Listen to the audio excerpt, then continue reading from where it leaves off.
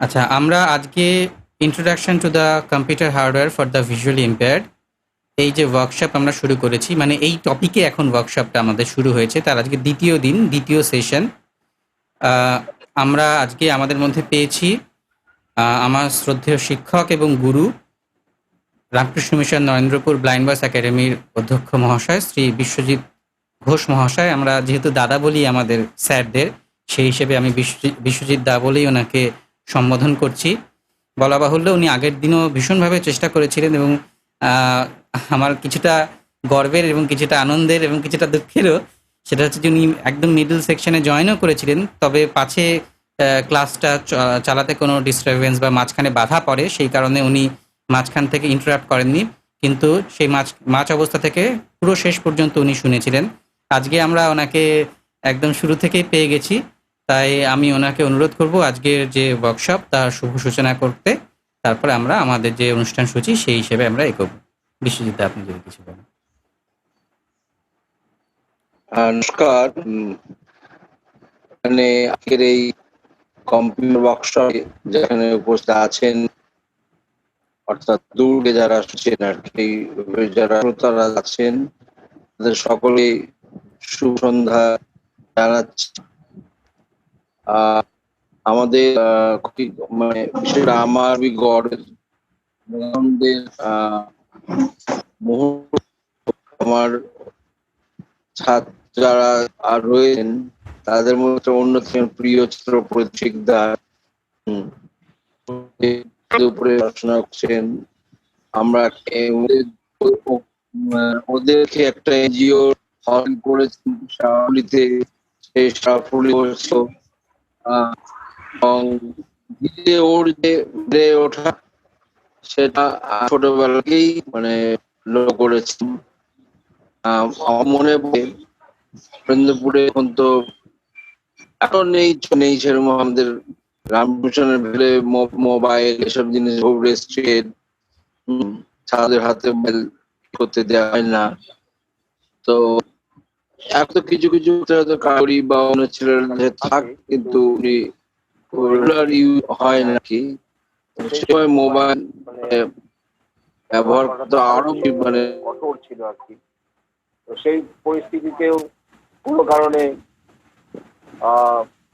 প্রদীপের কাছে একটা মোবাইল ছিল এবং সেটা আমরা এখন সেই ঘটনাটা মনে পড়ে।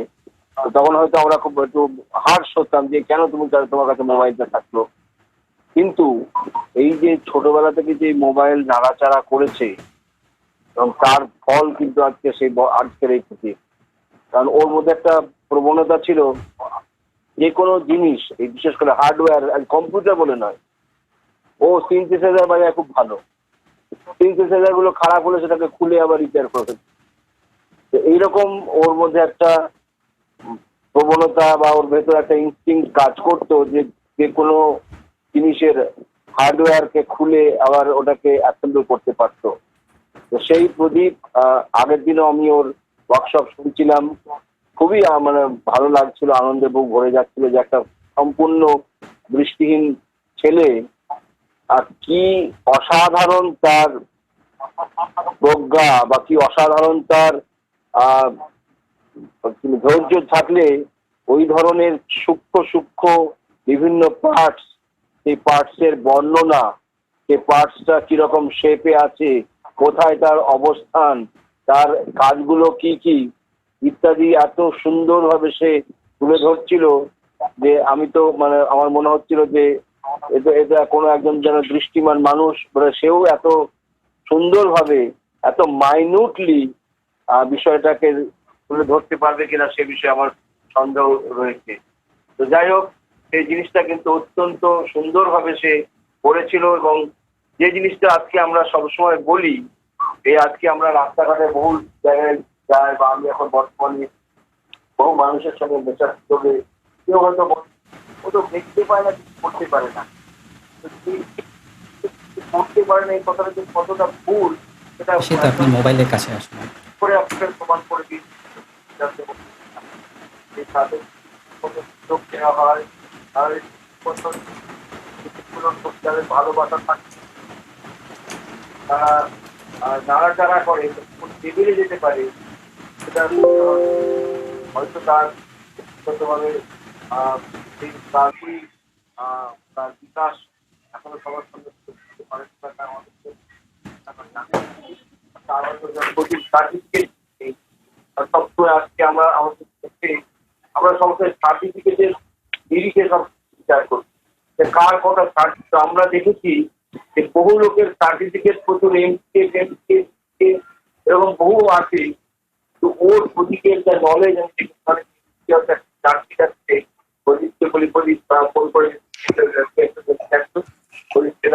অনায়াসে তার যে সব স্বভাব সিদ্ধ ভঙ্গিতে সেটা কিন্তু সুন্দরভাবে তার একটা ওয়ে আউট করে দেয়।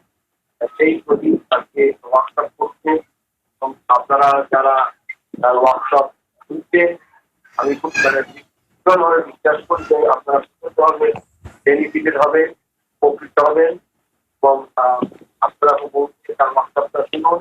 আর আমাদের অনেক অনেক শুভেচ্ছা ভালোবাসা করতে আরো উত্তর এগিয়ে যাক, তার নলেজ অন্যান্য বিষয়ের মধ্যে সে যাতে ছড়িয়ে দিতে পারে এবং তারাও ওকে দেখে উদ্বুদ্ধ হয়ে তাদের ওই যে একটা ভ্রান্ত ধারণা আছে যে কম্পিউটারে কিছু করা যায় না, অনেক সময় অনেকে বলে কম্পিউটার প্রোগ্রামার হওয়া যায়, কম্পিউটার হার্ডওয়্যার নিয়ে বেশি দূর এগোনো যায় না।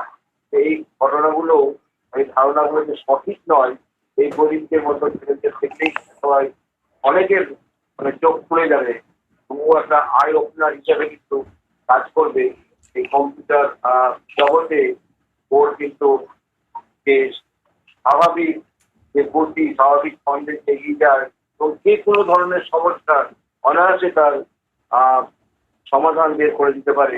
সেই প্রদীপ আজকে ওয়ার্কশপ করছে, আজকে দ্বিতীয় দিন। আমি এই ওয়ার্কশপের সাফল্য কামনা করছি এবং আপনারা যারা উপস্থিত আছেন আপনারা প্রত্যেকে আপনাদের সমস্যার ওর সঙ্গে শেয়ার করবেন এবং আমার দৃঢ় বিশ্বাস যে ও যে কোনো সমস্যার সমাধান ও অনায়াসে বের করে দিতে পারবে। আমি আজকে দীর্ঘ বক্তৃতা দিয়ে আমি এই অনুষ্ঠানটাকে আরো মানে বোরিং করে দিতে চাইছি না। আপনারা সচক্ষে বা সকানে আপনারা শুনুন এবং দেখুন এবং ও কিভাবে উপস্থাপিত করে সেটাকে। এই কথা বলে আমার সকলকে অনেক অনেক শুভেচ্ছা এবং নমস্কার এবং ভালোবাসা জানিয়ে আমি আমার ছোট্ট বক্তৃতা শেষ করলাম। ধন্যবাদ। ধন্যবাদ প্রদীপ। হ্যাঁ, থ্যাংক ইউ বিশ্বজিৎ দা। আমরা অনেকটা অনুপ্রাণিত হলাম, আমি তো বটেই, কারণ যেটুকু যা আজকে যে সামান্যটুকু যা করতে পারছি তার পেছনে অনুপ্রেরণার কোনো অংশে ঘাটতি বিশ্বজিৎদার কাছ থেকে কখনো পাইনি। আমি এখন আমাদের দ্বিতীয় যে সেকশন আজকের ওয়ার্কশপের সেটাতে চলে যাব।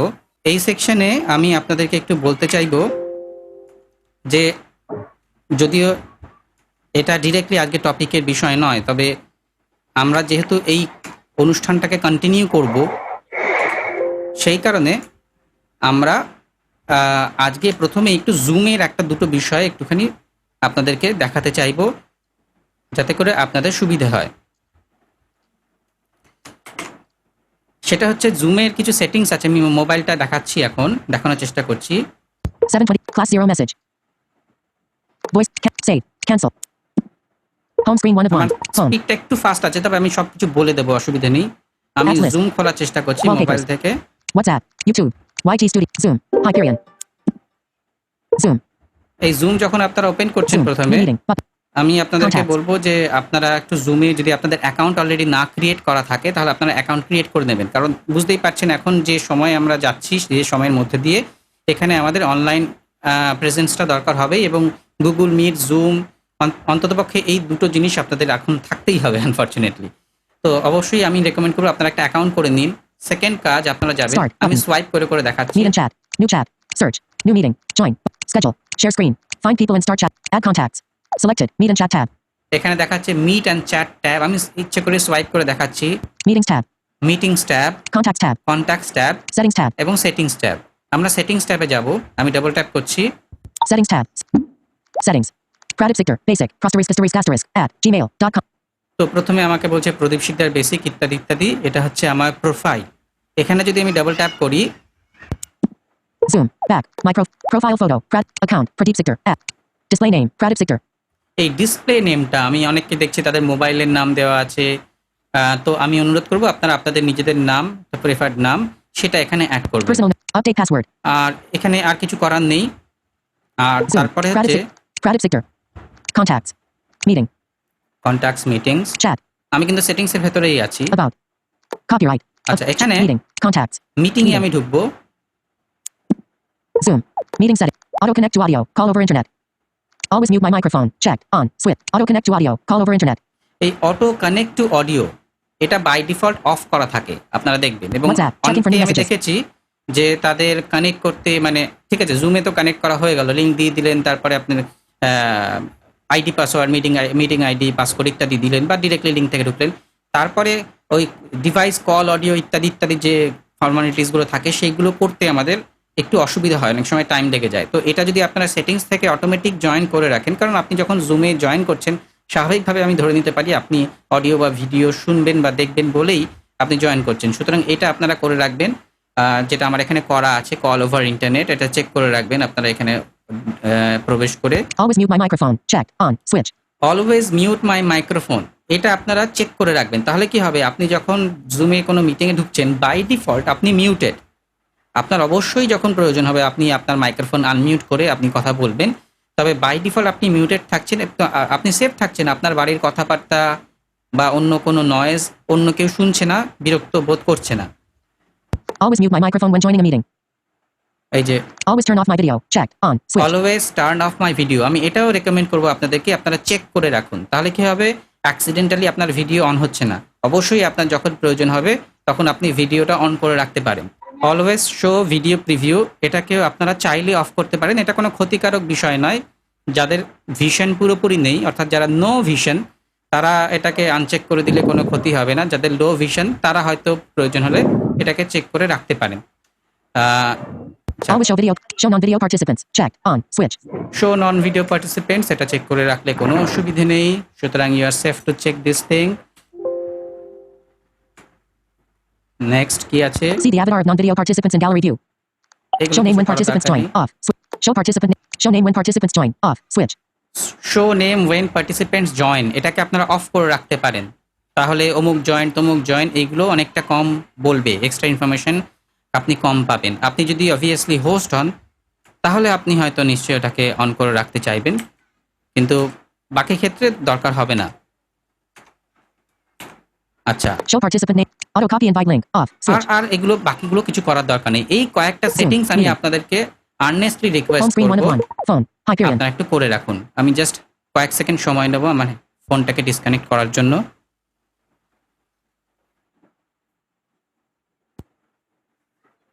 রাইট, এইবারে আমি ওপেন মাইক করছি। আপনাদের কারো আগের দিনের যে টপিক সেই বিষয়ে, সেই রিলেটেড যদি কোনো কোশ্চেন থাকে আপনি অবশ্যই আপনারা জিজ্ঞেস করতে পারেন। যদি কারো গত সোমবারের যে আমাদের ফার্স্ট ওয়ার্কশপ হয়েছে তার টপিকের বিষয়ে যদি কোনো প্রশ্ন থাকে আপনারা জিজ্ঞেস করতে পারেন। তারপরে আমরা আমাদের আজকের মূল পর্বে চলে যাব। আচ্ছা দীপদা, আমার নাম আমজাদ, আমি বলছিলাম। হ্যাঁ, তো আমি যেটা বলছিলাম সেটা হচ্ছে যে কারণ আমি একটা ইউপিএস কিনলাম। হুম। ইউপিএসটা হচ্ছে 1200 ভিএ। হুম। তো নেওয়ার পরে আমি এখন এটা চালাচ্ছি, প্রথম দিকে ঠিকঠাক সাপোর্ট দিচ্ছিল, হঠাৎ করে দেখছি যে যেটা দেওয়ার কথা 40 মিনিট সেটা 20 মিনিটে নেমে আসছে। তো এখন এটা কেন হয় বা কি করা যেতে পারে? আপনি কোন ব্র্যান্ডের কিনেছেন মনে আছে? কোন ব্র্যান্ডের ইউপিএস বা কোন মডেল কিছু কি ইনফরমেশন দিতে পারবেন? এটা ইনফরমেশন বলতে বাংলাদেশে যে ব্র্যান্ডটা ফার্স্ট ব্র্যান্ড আর কি, এটা কি যেন পাওয়ারটা কি যেন নাম ভুলে গেছি আমি এই মুহূর্তে। আচ্ছা, বেশ, ঠিক আছে, আমি বলার চেষ্টা করছি। হ্যাঁ, দেখুন, প্রথম কথা হচ্ছে ইউপিএস কতক্ষণ সার্ভিস দেবে সেটা অনেকগুলো ফ্যাক্টরের উপরে ডিপেন্ড করে। এক, কতগুলো ডিভাইস সেখানে কানেক্টেড রয়েছে। যদি আমাদের নর্মাল ইউপিএসে 3খানা ডিভাইস আমরা কানেক্ট করতে পারি, নর্মালি আমি বলছি, এবার দেখা গেল সেই 3খানা ডিভাইস কানেক্টেড আছে নাকি মাত্র 1খানা ডিভাইস রয়েছে। সুতরাং যত বেশি ডিভাইস কানেক্টেড থাকবে তত বেশি পাওয়ার কনজিউম করবে এবং তত কম সময় দেবে। নাম্বার 2, যে ডিভাইসগুলো কানেক্টেড রয়েছে তারা কতটা পাওয়ার নিচ্ছে। মানে ধরে নেওয়া যাক আমার কম্পিউটার, শুধু কম্পিউটার কানেক্টেড আছে, এখন কম্পিউটার কিছুই করছে না, শুধু নোটপ্যাডে টাইপ করছে, তাহলে অবভিয়াসলি তার পাওয়ার রিকোয়ারমেন্টস কম। কিন্তু এখন কম্পিউটার ইউটিউবে ভিডিও দেখছে, সুতরাং তার পাওয়ার রিকোয়ারমেন্টস অনেক বেশি, তার উপরে ডিপেন্ড করে। এবং অবভিয়াসলি বাকি ডিভাইসগুলো কি আপনি অ্যাটাচ করছেন, কি ধরনের ডিভাইস, শুধু কি একটা স্পিকার নাকি প্রিন্টার হলে অবভিয়াসলি অনেক বেশি। সুতরাং এটার কোনো এরকমভাবে বলা যাবে না যে 30 মিনিটস দেবে কি 20 মিনিটস দেবে, যেটা ওরা লিখে সেটা একটা অ্যাভারেজ, যে মোটামুটি এরকম দেওয়ার কথা। আচ্ছা, আর একটা অসুবিধা হচ্ছে, এটা খুবই কমন জিনিস, দুটো অসুবিধে। একটা হচ্ছে যে ইউপিএসে যত আপনি ওটাকে ব্যবহার করছেন তত তার ব্যাটারির ক্ষমতা আস্তে আস্তে কমে আসতে থাকে। Meeting 40 minutes. Start video. এবারে Alt plus speed button. Press space bar. 2 people have joined the meeting. কতক্ষণ ও আপনাকে দেবে, Paste to the menu. Open participants panel. 25 participants. কতক্ষণ ও আপনাকে ব্যাকআপ দেবে, সেটার যে টাইমিংটা সেটা দিনের পর দিন কমতে থাকে। যদি ভালো ব্র্যান্ড হয় তাহলে তাদের কোয়ালিটি ভালো থাকে, ব্যাটারি কোয়ালিটি, সুতরাং সেক্ষেত্রে একটু বেশি সাপোর্ট দেয়। যদি ব্র্যান্ড অতটা ভালো না হয় তাহলে কম সাপোর্ট দেয়। সুতরাং এই সমস্ত ইস্যুগুলো রয়েছে। আর আরেকটা যেটা লাস্ট এই বিষয়ে বলার, সেটা হচ্ছে যে আমাদের বেশিরভাগ ইউপিএসে একটা ফিচার থাকে যেটাকে এভিআর বলা হয়, অটোমেটিক ভোল্টেজ রেগুলেশন। সেটা কি করে, এ কাইন্ড অফ স্টেবিলাইজার যেটা থাকে আমাদের ভোল্টেজ স্টেবিলাইজার, তার কাজও করে।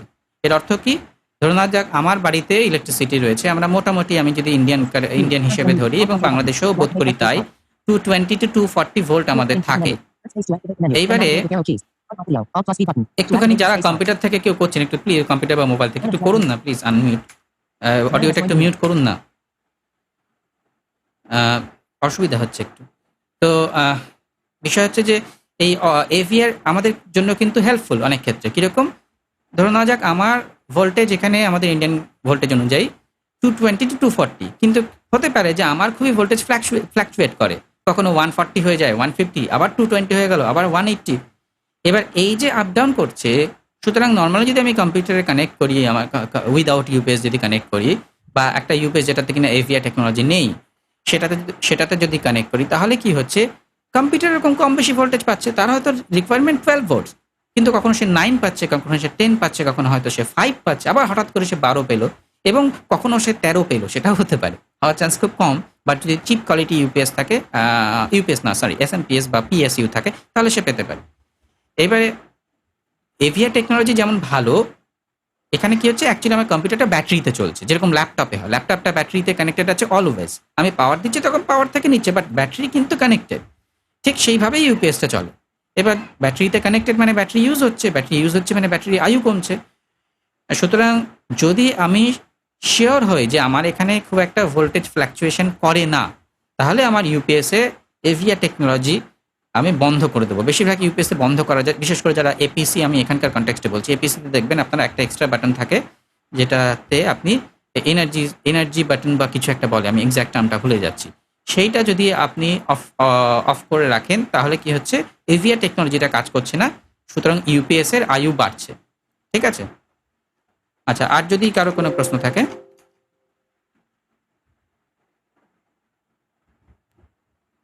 আচ্ছা, আমি গৌতম মাঝি বলছি।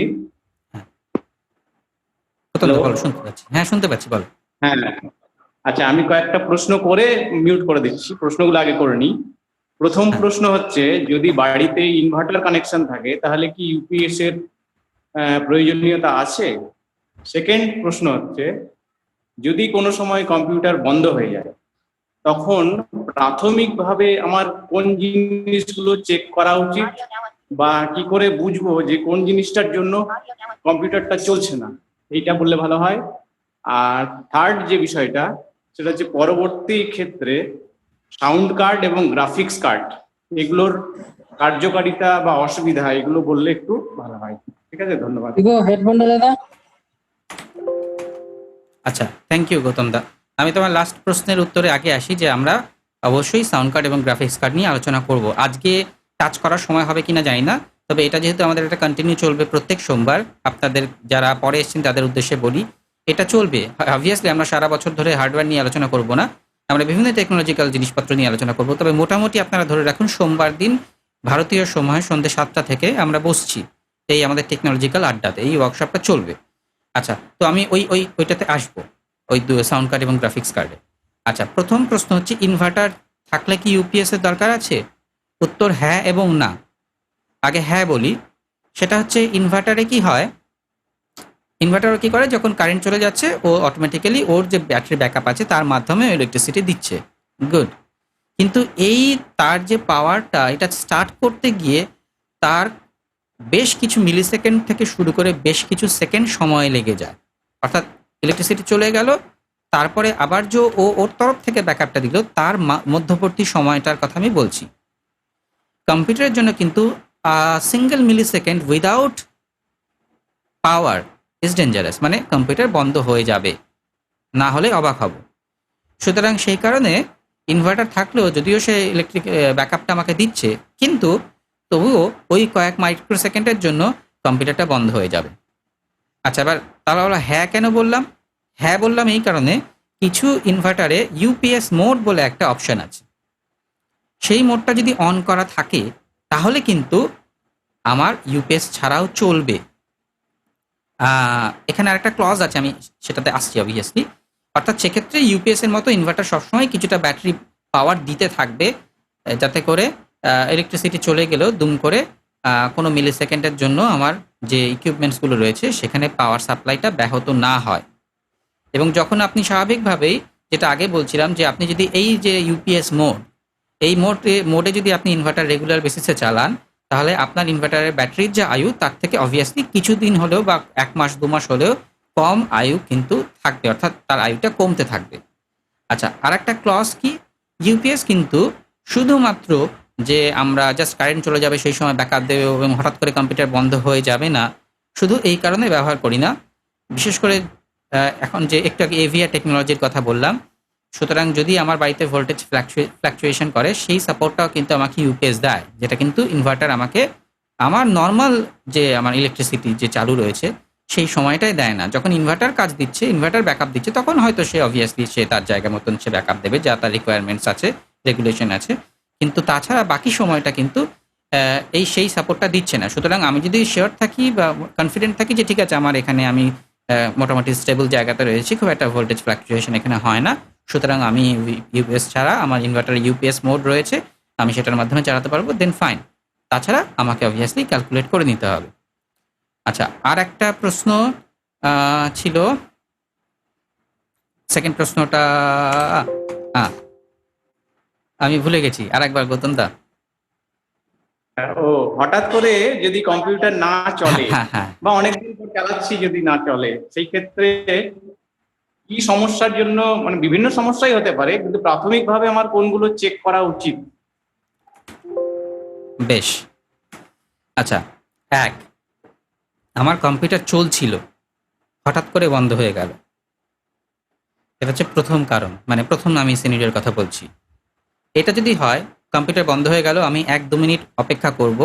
অপেক্ষা করে সাধারণত আমরা দেখতে পাই, বিশেষ করে ডেস্কটপে আমাদের পেছনের দিকে, ঠিক যেখানে মেইন পাওয়ার কেবিলটা এসে লেগেছে, তার আশেপাশে একটা ফ্যান থাকে। বেশিরভাগ কম দামি ক্যাবিনেটে ওটা ওপরের দিকে থাকে, পেছনের দিকে একদম ওপরে।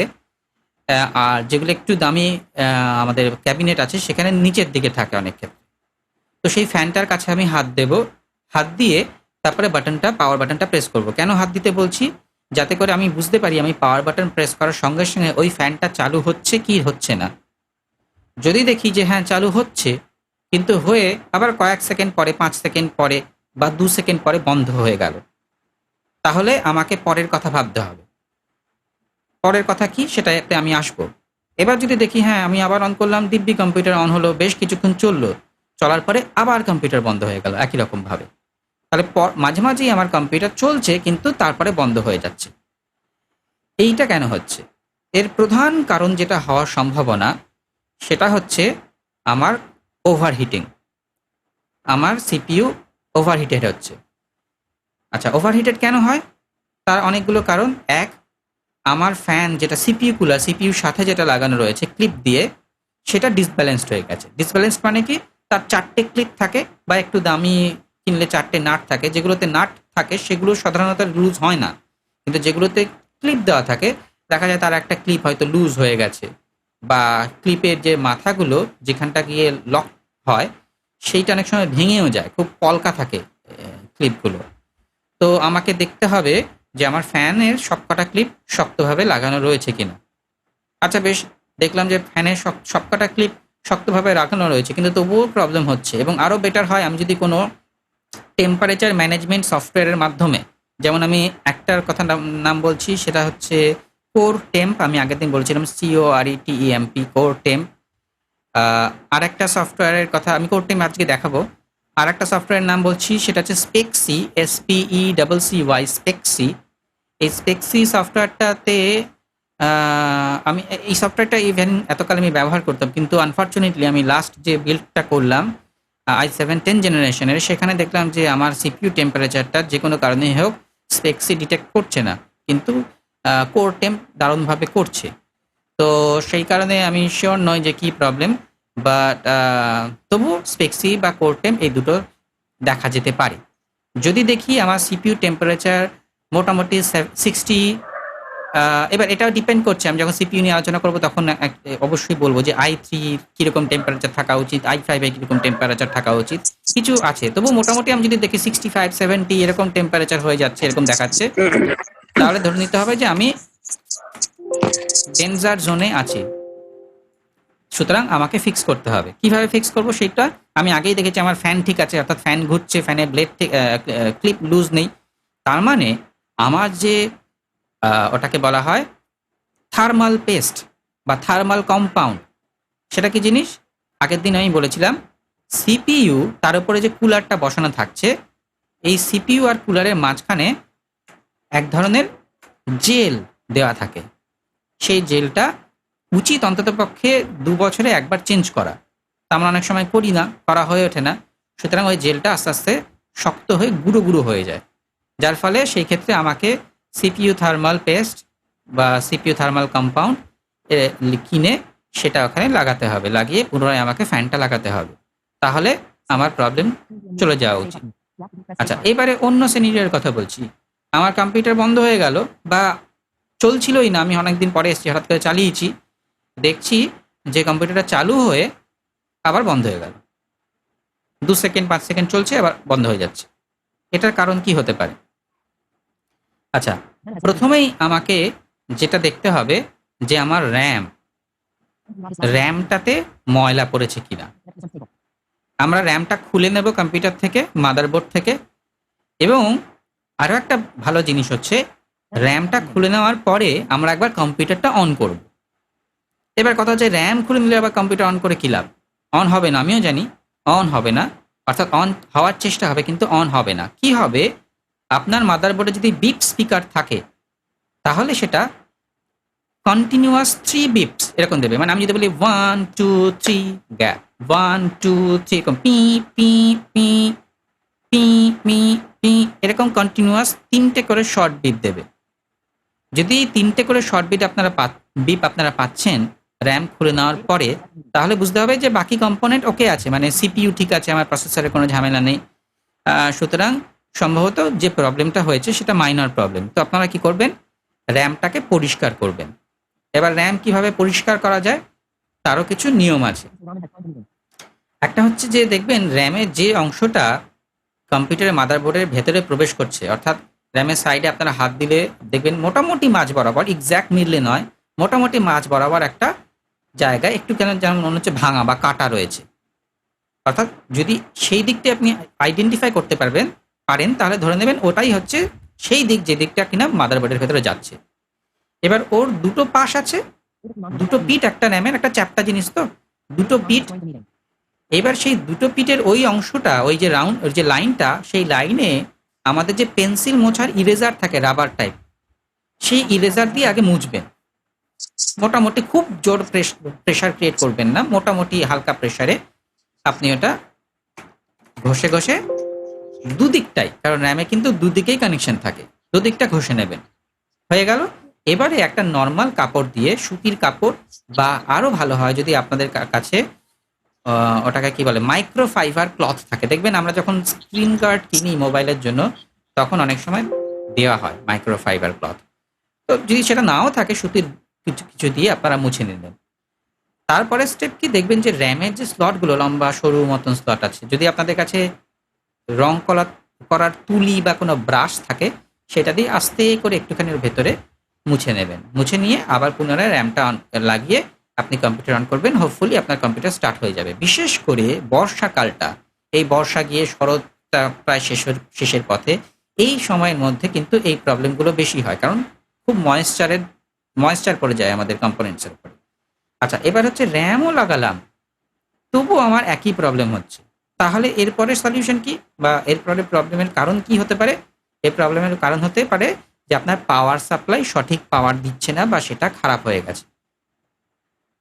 আর একটা সিনারিও বলছি, আপনারা এটা লক্ষ্য করবেন যে আপনি দেখছেন আপনার ফ্যান ঘুরছে, মানে কম্পিউটারের ফ্যান ঘুরছে, আওয়াজও আপনি শুনতে পাচ্ছেন ফ্যানে, কিন্তু ডিসপ্লেতে কিছু আসছে না, কম্পিউটারে সাউন্ড আসছে না। এরকম অনেক সময় হয়। আপনি র্যাম খুলে দেখেছেন, তাতেও ঘুরছে কিন্তু কোনো আওয়াজ হচ্ছে না। মানে সেই যে আমি তিনটে বিপের কথা বলছি না, পি পি পি। আমার কথা কি শোনা যাচ্ছে?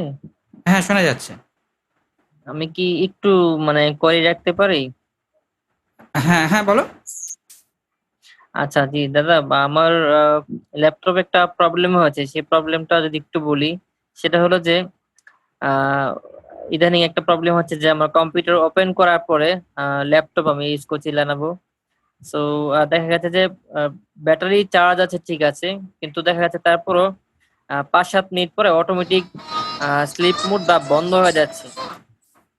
তো পরবর্তীতে যখন আমি আবার পাওয়ার বাটন প্রেস করি, দেখা যাচ্ছে যে অনেক সময় হচ্ছে লেনোভোর যে লোগোটা, সেই লোগোটা আসছে, কিন্তু পুরোপুরি স্টার্ট হচ্ছে না।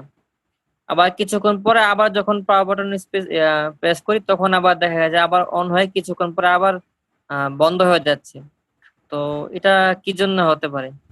এটা কি ব্যবহার করতে করতেও একই প্রবলেম হয়? মানে আমি ইউটিউব দেখছি বা আমি ওয়ার্ডে লিখছি, লিখতে লিখতে 5 মিনিট 10 মিনিট হয়ে গেল, হঠাৎ করে হ্যাঁ কম্পিউটার আবার স্লিপ মোডে চলে গেল, হ্যাঁ হ্যাঁ এরকম হ্যাঁ হয়?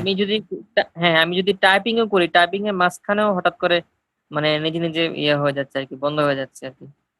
আচ্ছা, বেশ। আর এটা পাওয়ার দেওয়া থাকলেও হয়, তাই তো? পাওয়ারের কানেক্টেড থাকলেও হয়? হ্যাঁ হ্যাঁ হ্যাঁ হ্যাঁ। আচ্ছা। আমি ব্যাটারি লাগিয়েও দেখলাম যে না, ঠিকই একই সমস্যা হচ্ছে। চার্জ দেখলাম যে ব্যাটারি পার্সেন্টেজ ঠিকই আছে, সেটা হুম, সমস্যা না, কিন্তু তারপরেও এই প্রবলেমটা হচ্ছে আর কি। বেশ। আচ্ছা, এখানে দুটো দুটো কারণ কাজ করতে পারে আমার মনে হচ্ছে। একটা হচ্ছে আমাদের তোমার টেম্পারেচারটা তুমি আগে চেক করবে, আমি যে সফটওয়্যারগুলোর কথা বললাম, দেখতে হবে ওভারহিটিং এর হচ্ছে কিনা। দ্বিতীয় কারণ হতে পারে যে কোনো ভাইরাসের কারণে। অনেক সময় ভাইরাসগুলো এত এফেক্ট করে যে কিছুক্ষণ পর পর কম্পিউটার বন্ধ হয়ে যায়। বিভিন্ন ভাইরাস আছে এই কাজ করার জন্য। তো সেই ক্ষেত্রে গোটা কম্পিউটারটাকে একবার স্ক্যান করে নিতে বলবো। এবং আরেকটা যেটা আমি আগের দিন ক্লাসে দেখিয়েছিলাম, সেটা হচ্ছে যে এনভিডিআই রিসোর্স মনিটর অ্যাড অন দিয়ে আমি যখন কিছু কাজ করছি, তখন একটু তুমি চেক করে নিতে পারো। সাপোজ নর্মাল কাজই, ওয়ার্ড টাইপিং করছো, কিছুক্ষণ টাইপ করার পর একবার চেক করো যে তোমার সিপিইউ লোড কত রয়েছে, কত পার্সেন্ট লোড রয়েছে। যদি দেখছো যে হুম হুম অনেক লোড হয়ে যাচ্ছে, তার মানে বুঝতে হবে যে তুমি কাজ না করা সত্ত্বেও তোমার লোড বেড়ে যাচ্ছে, তার মানে পেছনে কেউ কাজ করছে। সেটা হতে পারে তোমার কোনো অ্যাডিশনাল সফটওয়্যার, এবং সম্ভবত হওয়ার চান্সেস বেশি যে কোনো ভাইরাস, যেটা কিনা সিপিইউকে ওভারলোড করে এই কাজটা করাচ্ছে, কম্পিউটারটাকে কোনোভাবে স্লিপ মোডে পাঠিয়ে দিচ্ছে বা টার্ন অফ করে দিচ্ছে। আমার সম্ভবত এই দুটোর মধ্যেই মনে হচ্ছে। তুমি একবার আগে তোমার টেম্পারেচারটা চেক করো, তারপরে নেক্সট স্টেপে যাও। ঠিক আছে? আচ্ছা, আমি যে কয়েকজনের সাথে কথা বললাম, যারা হচ্ছে এই ধরনের কাজ করে থাকে, তো হুম। ওনারা বলতেছে কি যে আমার নাকি প্রসেসরের সমস্যা বা মাদারবোর্ডের সমস্যা, কিন্তু আমি ওদের কথাটা বিশ্বাস হচ্ছে না আর কি। না, আমি বিলিভ ইনিশিয়ালি হচ্ছে মনে না। করছি না যে এটা প্রসেসরের সমস্যা হতে পারে। কারণ প্রসেসরের সমস্যা হলে এটা প্রথম থেকেই হবে। আর হ্যাঁ, আর র্যামের প্রবলেমও কিন্তু হতে পারে।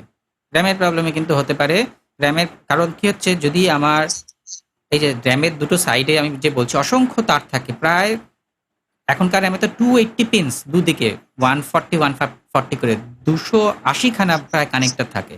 এবার যদি ধরো না ময়েশ্চার পড়ে তার কিছু কিছু কানেক্টর না কাজ করে, তাহলে কি হচ্ছে, সেই যে আমাদের আগের দিন যেরকম বলছিলাম যে ক্যাপাসিটারগুলো, সেগুলো কাজ করছে না। যার ফলে কি হচ্ছে, যখনই হুম কিছুক্ষণ কাজ করা হচ্ছে, তখন র্যামে ওটাকে বলা হয় মেমোরি লিক করে যাচ্ছে।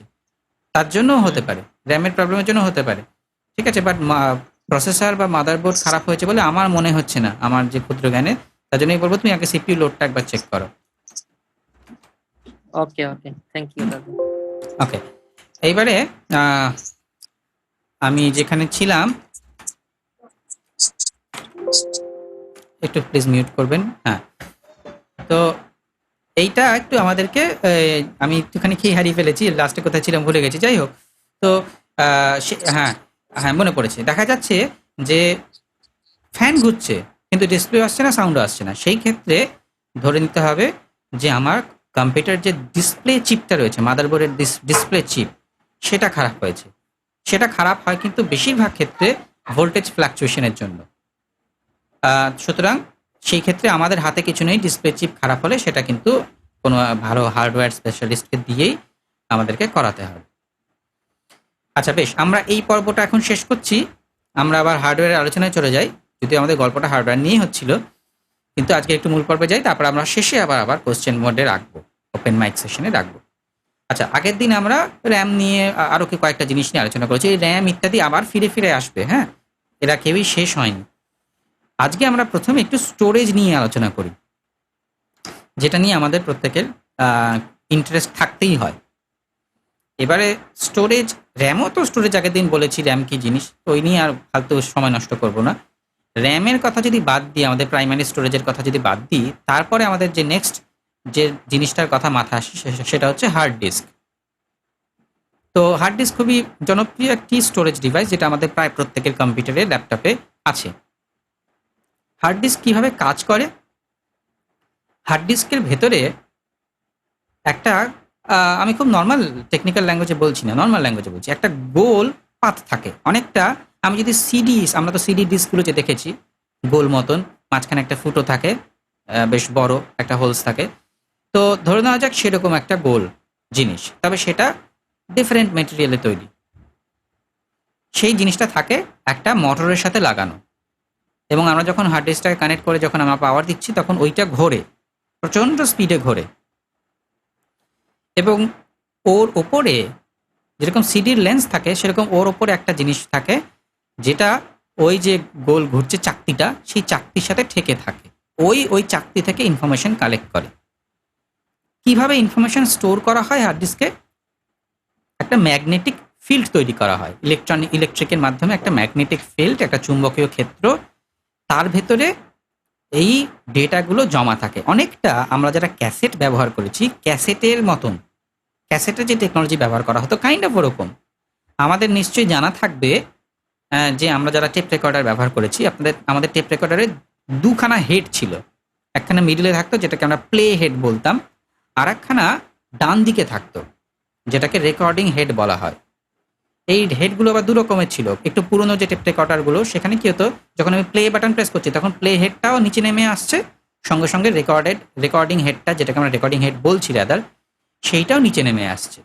এটা পুরনো জেনারেশনে ছিল। পরবর্তীতে কি হলো, দেখা গেল যে যখন আমি প্লে প্রেস করছি, তখন শুধু প্লে হেডটাই নামছে, রেকর্ডিং হেডটা নিজেকে গুটিয়ে রেখেছে উপরের দিকে। আবার যখন রেকর্ডিং বাটন প্রেস করছি, তখন দুটো হেডই নামছে। এই যে সেকেন্ড হেডটার কথা বলছি, যেটাকে আমি রেকর্ডিং হেড বললাম, আদৌ কিন্তু এ রেকর্ড করে না। এর কাজ হচ্ছে রেকর্ডিংটাকে ডিলিট করা, ইরেজ করা, মুছে দেওয়া। কিভাবে মুছে দেয়? চুম্বকের মাধ্যমে। পুরনো যে টেপ রেকর্ডার সিস্টেম ছিল, যেটাতে আমি বললাম যে প্লে প্রেস করলে play had plus record head দুটোই নিচে নেমে আসে, অর্থাৎ ক্যাসেটের যে আমাদের রিবন থাকে, ফিতে থাকে, সেখানে টাচ করে।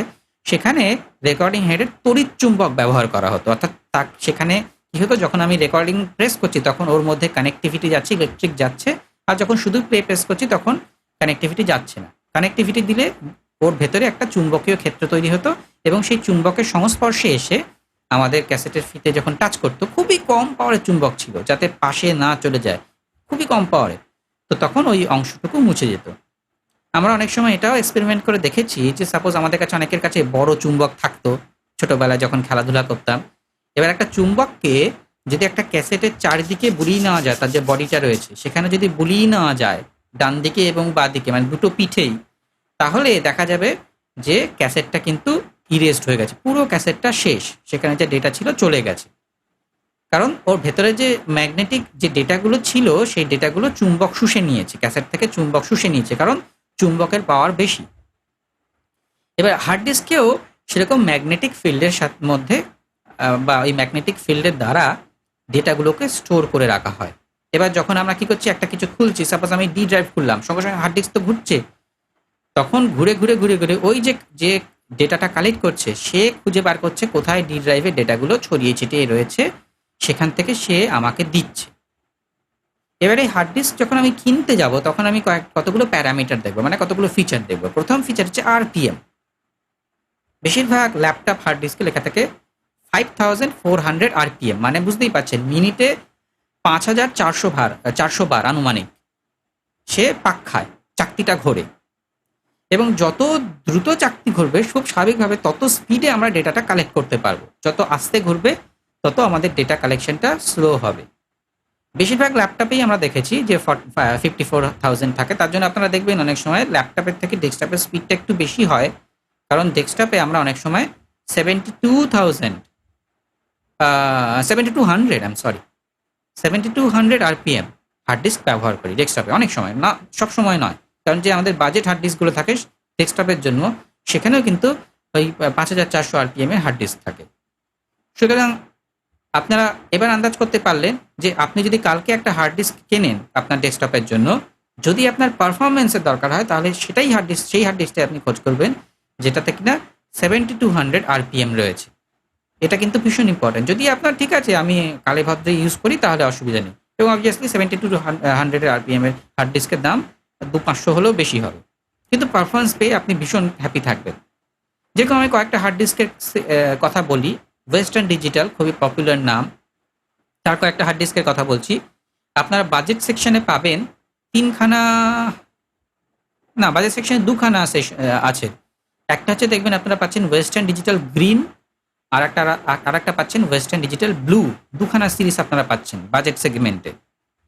গ্রিনটা হচ্ছে কম আরপিএম এর, সুতরাং আপনার টুকিটাকি অফিসের কাজ হয়, মাঝে সাঝে লেখাপড়া করা হয়, তো আপনি গ্রিন ব্যবহার করুন। গ্রিন কম পারফরমেন্স দেবে, কম পাওয়ার নেবে, রাইট না। সেকেন্ড হচ্ছে ব্লু, যেটা হচ্ছে কাইন্ড অফ গরিবের ডাল ভাত সেরকম, অর্থাৎ এটাও কম দাম মোটামুটি, কিন্তু পারফরমেন্স ভালো। তবে এই ক্ষেত্রে আমি নিজে একটা জায়গায় ধন্দে পড়েছি। আমি বছর 5 আগে একটা ওয়েস্টার্ন ডিজিটাল ব্লু 1TB কিনেছিলাম, যেটা এখন আমি ব্যবহার করছি। তো আমার দৃঢ় মনে পড়ছে আমি যখন কিনেছিলাম তখন আমি স্পষ্ট দেখেছিলাম যে সেটা 7200 আরপিএম সেখানে দেওয়া আছে তার ফিচারে। আমি মাস 2 আগে একবার টেস্ট করার জন্য যখন হার্ড ডিস্ক কিনতে গেলাম তখন দেখলাম ওয়েস্টার্ন ডিজিটাল ব্লু পাওয়া যাচ্ছে, WD ব্লু, কিন্তু সেখানে দেখাচ্ছে 5400 আরপিএম। এবার এখানে আমিও ভুল হতে পারি, কারণ 5 বছর আগে আমার জ্ঞান কিছুটা কম তো নিশ্চয়ই ছিল, বা হয়তো আমি অত ভালোভাবে লক্ষ্য রাখিনি, কিন্তু সেটা হওয়ার চান্সেস কম।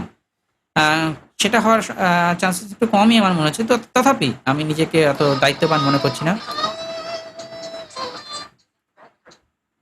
আর দ্বিতীয় যে বিষয় সেটা মনে হচ্ছে যে ওরা পরবর্তীতে ওয়েস্টার্ন ব্লুর নতুন কিছু সিরিজ বের করেছে, কারণ দেখবেন মাইনর নাম্বারে যে সিরিয়াল নাম্বার থাকবে। সাপোজ আমি কথার কথা বলছি, ওয়েস্টার্ন ডিজিটাল ব্লু XYZ 123, এটা একটা মডেল। আর একটা দেখবেন XYZ 124, এরকম স্লাইড কিছু চেঞ্জেস থাকে, কিছু এডিশন থাকে। তো আমার মনে হচ্ছে আমার সিক্স সেন্স বলছে যে পরবর্তী ভার্সনে তারা আরপিএমটাকে কমিয়ে দিয়েছে বাজেটটাকে ঠিক রাখার জন্য, তাদের লভ্যাংশটা ঠিক রাখার জন্য।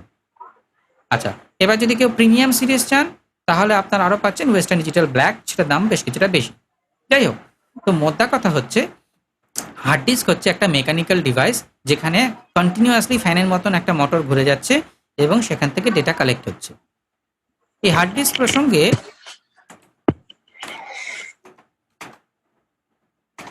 আচ্ছা আমি আবারও সবাইকে একটু বলে দিই যে আপনাদের যদি জুম বন্ধ হয়ে যায় আবার কিন্তু আপনারা একটু পুনরায় আসবেন, ঠিক আছে? হওয়ার সম্ভাবনা রয়েছে, এখনো 40 মিনিটস দেখাচ্ছে। এনিওয়ে, তো এই ক্ষেত্রে আমাদের হার্ড ডিস্ক নিয়ে তার সুরক্ষা নিয়ে যখন আলোচনা করতে যাব আমরা, তখন একটা জিনিস আমরা খুব শুনে থাকবো, অনেকে বলে যারা একটু কম বেশি টেকনোলজি সম্পর্কে জানে, সেটা হচ্ছে ডিফ্র্যাগমেন্ট। হার্ড ডিস্ক ডিফ্র্যাগমেন্ট করতে হয়, হার্ড ডিস্ক ফ্র্যাগমেন্টেড হয়ে যায়। এই কেসটা কি? অনেকেই খুব কনফিউশনে থাকেন যে এর কেসটা কি। কেসটা হচ্ছে আমি খুব সহজে আপনাদেরকে বোঝানোর চেষ্টা করছি ডিফ্র্যাগমেন্টের ইস্যুটা, এবং কেন আপনারা হার্ড ডিস্ক ডিফ্র্যাগমেন্ট করবেন এবং কিভাবে করবেন সেটাও নিশ্চয়ই আমি আপনাদেরকে বোঝানোর চেষ্টা করব। আচ্ছা, হার্ড ডিস্ক আগে বললাম একটা গোল চাকতি, যার মধ্যে ডেটাগুলো স্টোর হয়। আমরা জাস্ট আলোচনার সুবিধার্থে আমি ধরে নিচ্ছি যে হার্ড ডিস্ক হচ্ছে একটা চারকোনা প্লেট, একটা চারকোনা ট্রে, তার ভেতরে ডেটাগুলো জমা থাকে, আমি ধরে নিলাম। এবারে আমি একটা কল্পনা করছি, আমার সি ড্রাইভে একটা ফোল্ডার আছে মিউজিক, তার ভেতরে 10খানা গান আছে। এবার ধরে নিলাম যে এই আমি একটা আমার টেবিলের ওপরে একটা চারকোনা এরকম ট্রে রাখা আছে, সেই ট্রের বাঁ দিকের ওপরে সি ড্রাইভের ডেটাগুলো রয়েছে, বাঁ দিকের ওপর থেকে নিচ পর্যন্ত। এবার সি ড্রাইভের ভেতরে একটা জায়গায় একটা দেখলাম ফোল্ডার বসানো আছে, ফিজিক্যালি আমি কল্পনা করছি একটা ফোল্ডার বসানো আছে, তার মধ্যে লেখা আছে মিউজিক, ওর ভেতরে 10খানা আলাদা আলাদা আইটেম আছে, সেই আইটেমগুলো হচ্ছে এক একটা গান। তো সেই 10খানা গানের মধ্যে আমি 3 নম্বর গানটা ডিলিট করে দিলাম। ডিলিট করে দেওয়ার ফলে কি হলো, এই যে ওপর থেকে নিচ পর্যন্ত 10টা কিউব রাখা ছিল, আমি কল্পনা করছি 10খানা কিউব রাখা ছিল, 1 2 3 4 5 6, ধরুন না প্রত্যেকটাই 1 ইঞ্চি বাই 1 ইঞ্চি কিউব রাখা আছে। তার মধ্যে মাঝখান থেকে একটা কিউব আমি তুলে নিলাম বা ডিলিট করে দিলাম, রাইট। এবার ওই মাঝখানটা কিন্তু ফাঁকা রইল। এবারে আমি কি করলাম, নেট থেকে আরো একটা গান ডাউনলোড করে ওই মাঝখানে বসিয়ে দিলাম। এবারে কল্পনা করছি যে আগের গানটার সাইজ ছিল 5 MB, বা আমি যদি ফিজিক্যালি ভাবি আগের কিউবটার সাইজ ছিল 1 ইঞ্চি। এখন যে নতুন কিউবটা বা নতুন গানটা আমি ডাউনলোড করেছি তার সাইজ হয়ে গেছে 6 MB, বা ধরে নিলাম 1.5 ইঞ্চি। তাহলে কি হবে, তাহলে কি ওই যে 1 ইঞ্চি জায়গা ওর জন্য খালি ছিল, কি সেখানে চেপে চুপে বাকিদেরকে সরিয়ে দিয়ে নিজে জায়গা দখল করে বসবে হাত ধরাধরি করে ভালো মানুষের মতন? না, সেটাও করবে না। ও কি করবে, ও 1 ইঞ্চি ওই জায়গাটাতে বসবে, বাকি যে হাফ ইঞ্চি পড়ে থাকলো সেই হাফ ইঞ্চি গিয়ে একদম নিচে যেখানে জায়গা পড়ে রয়েছে ফাঁকা রয়েছে সেখানে গিয়ে বসবে। খুবই ভদ্র, মানে সে ভদ্রতা বজায় রাখার জন্য নিজেকে ভেঙে দুটুকরো করবে, দুটুকরো করে সে কি করবে, নিচে গিয়ে বসবে। তার মানে কি হলো, এই যে 1.5 ইঞ্চির কিউবটা বা 6 MBর গানটা আমি ডাউনলোড করলাম, এটা কিন্তু ভাঙা রয়ে গেল, 1 ইঞ্চি হাফ ইঞ্চি অথবা 5 MB 1 MB করে ভেঙে গেল।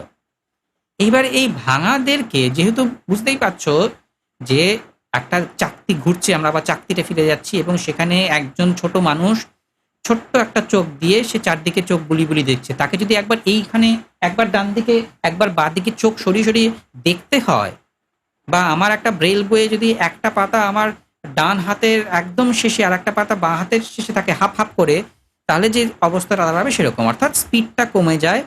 অনেক সময় কি হয়, ফাইলটা কোরাপ্ট হয়ে যায়, অর্থাৎ ওই যে দুটোর ভাঙার মধ্যে যে রিলেশনশিপটা, সেই রিলেশনশিপটা নষ্ট হয়ে যায়, যার ফলে আমাদের ফাইলটা কোরাপ্ট হয়ে যায়।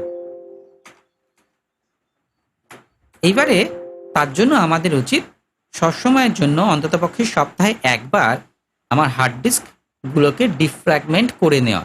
ডিফ্র্যাগমেন্ট কি হয়, ডিফ্র্যাগমেন্ট অর্ডার যখন আমি দিচ্ছি হার্ড ডিস্কেও সবাইকে দাঁড়াও, সবাই লাইনে করে দাঁড়াও, এই তুমি ভেঙে আছো, তুমি জায়গা মতন আসো, হ্যাঁ দাঁড়াও, এই তোমার হাত কোথায়, হাত ওখানে পড়ে গেছে কেন, তুলে নিয়ে এসো, বলে হাতটাকে আবার তার জায়গা মতো বসিয়ে দিয়ে সবাইকে সবার মতন সুশৃঙ্খলভাবে আবার জায়গা মতন বসিয়ে দেয়, যার ফলে আমাদের ফাইলগুলো সুরক্ষিত থাকে এবং হার্ড ডিস্কের আয়ু বাড়তে থাকে।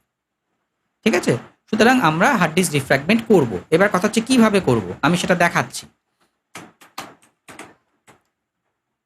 Leaving menus. Mute all. Slower.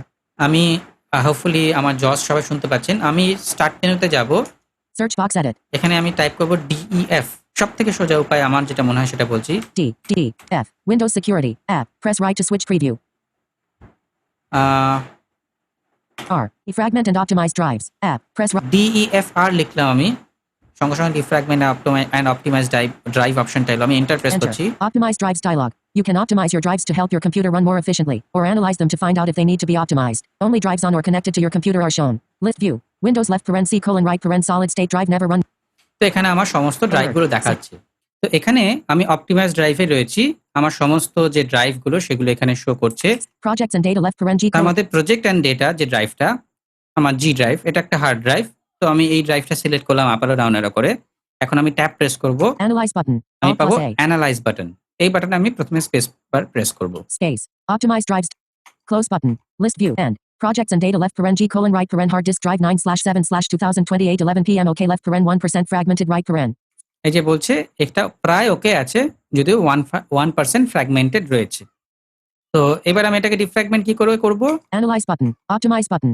Alt plus optimise O. Button, এই অপটিমাইজ বাটনে আমি স্পেস বার প্রেস করলে ও অপটিমাইজ হতে থাকবে। তবে মাইন্ডেড এইটা হতে কিন্তু আপনার 2 মিনিটও সময় লাগতে পারে, আধ ঘন্টা, পৌনে 1 ঘন্টাও সময় লাগতে পারে, ডিপেন্ডিং যে কত পার্সেন্ট বা কত বেশি ডেটা আপনার ফ্র্যাগমেন্টেড রয়েছে। তো আমি সবাইকে বলব যে এটা আপনারা করবেন নিজেরা ম্যানুয়ালি। যদিও এখানে একটা যদিও আছে, সেটা হচ্ছে যে উইন্ডোজ 10 এ একটা ফিচার রয়েছে যে ও অটোমেটিক্যালি সপ্তাহে একবার ডিফ্র্যাগমেন্ট করে। কিন্তু প্রবলেম হচ্ছে যারা খুব বেশি সময় কম্পিউটার ব্যবহার করেন না, ওর তো একটা শিডিউল রয়েছে, আমি এক্সাক্টলি জানি না যে কোন সময় ও করে, নাকি ও জাস্ট ইউসেজ দেখে করে যে এখন কম্পিউটার অন হচ্ছে অথচ কোনো ব্যবহার হচ্ছে না। আমি ঠিক অ্যাকচুয়াল প্যারামিটারটা জানি না। বাট যেটা হয় সেটা হচ্ছে যে আ অনেক সময় যে সময় উইন্ডোজ ডিফ্র্যাগমেন্ট করবে ভাবে, সেই সময় হয়তো আমি কম্পিউটার বন্ধ করে দিয়েছি। সুতরাং অটোমেটিক অন করা থাকলেও বেশিরভাগ সময় সেটা হয় না। তাই আমি আপনাদেরকে রিকমেন্ড করব যে আপনারা এটাকে ডিফ্র্যাগমেন্ট করবেন। আমি আবার জজ আমার বন্ধ করে JAWS দিচ্ছি। contact U. O. Sound. Windows. Speakers left paren Realtek left. এইবারে আমরা আরেকটা বিশেষ স্টোরেজ নিয়ে আলোচনা করব, যেটা এখন সবথেকে, যারা একটুখানি টেকনোলজিক্যাল ফিল্ডে খোঁজ খবর রাখেন তাদের মুখে মুখে ঘরে। সেটা হচ্ছে এসএসডি বা সলিড স্টেট ড্রাইভ। এটা নতুন টেকনোলজি নয়। এটা পুরনো টেকনোলজি, মানে একদম হার্ড ড্রাইভের মতো অত পুরনো নয়, কিন্তু মোটামুটি পুরনোই। এখানে আমরা ইদানিং এসএসডি ব্যবহার করার সুযোগ পেয়েছি। কেন সুযোগ পেয়েছি? কারণ দামটা কমেছে। কিভাবে কমেছে সেটা আমি বলবো। আগে বলি সলিড স্টেট ড্রাইভের সুবিধাটা কি। এর মধ্যে কোনো মুভিং পার্টস থাকে না। যেরকম মেকানিক্যাল হার্ড ড্রাইভে আমি বললাম যে সেখানে একটা মুভেবল পার্টস থাকে। এখানে কোনো মুভেবল পার্টস থাকে না। অনেকটা আমাদের এসডি কার্ড যেরকম। অবভিয়াসলি এসডি কার্ড যে টেকনোলজি ব্যবহার করা হয়, এখানে ডিফারেন্ট টেকনোলজিক্যাল যে অ্যাসপেক্টস রয়েছে তার। বাট ওরকম এসডি কার্ড যেরকম মুভ করে না, এটাও তেমন মুভ করে না এর ভেতরে কোনো পার্টস। এর ভেতরে কি থাকে? এর ভেতরে ওরা বলা হচ্ছে technically 3D NAND flash, 2D NAND flash. আমাদের অত টেকনিক্যাল ডিটেইলস এ যাওয়ার দরকার নেই। মোদ্দা কথা হলো যে এর মধ্যে ইলেকট্রিক্যাল চার্জের মাধ্যমে আমাদের ডেটাগুলো জমা থাকে বিভিন্ন স্তরে স্তরে। আমাদের যেহেতু হাতে এখনো অনেকগুলো দিন বাকি আছে, আমরা ওয়ার্কশপটাকে চালিয়ে নিয়ে যাব। আমি একদিনে অনেক বেশি টেকনিক্যাল ডিটেইলস বললে আপনাদের মাথা একটু গন্ডগোল হতে পারে। সেই কারণে আমি ধীরে ধীরে ঢুকছি। এখানে কি হয়? প্রথম কথা, অনেক এসএসডি তে একটা DRAM থাকে, সেই RAM, ডাইনামিক RAM, একটা DRAM থাকে। হয়তো কম, হয়তো 8 এমবি কি 10 এমবির একটা DRAM থাকে। তো আমি যখনই কপিতে বসাচ্ছি, সঙ্গে সঙ্গে কি করছে? ওই প্রথমে RAM এ কপি হচ্ছে 8 এমবির ফাইল, সেইটা তারপরে গিয়ে কপি হচ্ছে আমার এসএসডি তে। যার ফলে কি হয়? যেহেতু RAM এ খুব তাড়াতাড়ি কপি হয়, সুতরাং ও একটা অ্যাডেড বাফার পায়। যার ফলে কি হয়? এর কপির স্পিডটা অনেক বেশি হয়। এবং যেহেতু এখানে কেউ ঘুরছে না, কেউ মাথা ঘোরাচ্ছে না, কেউ ঘুরে বেড়াচ্ছে না, কাউকে ছুটে ছুটে খুঁজতে হচ্ছে না ডেটা, সুতরাং স্বাভাবিকভাবেই এই ডেটা অ্যাক্সেসটা অনেক বেটার হয়। কিন্তু অসুবিধার জায়গা দুটো। এক, দাম।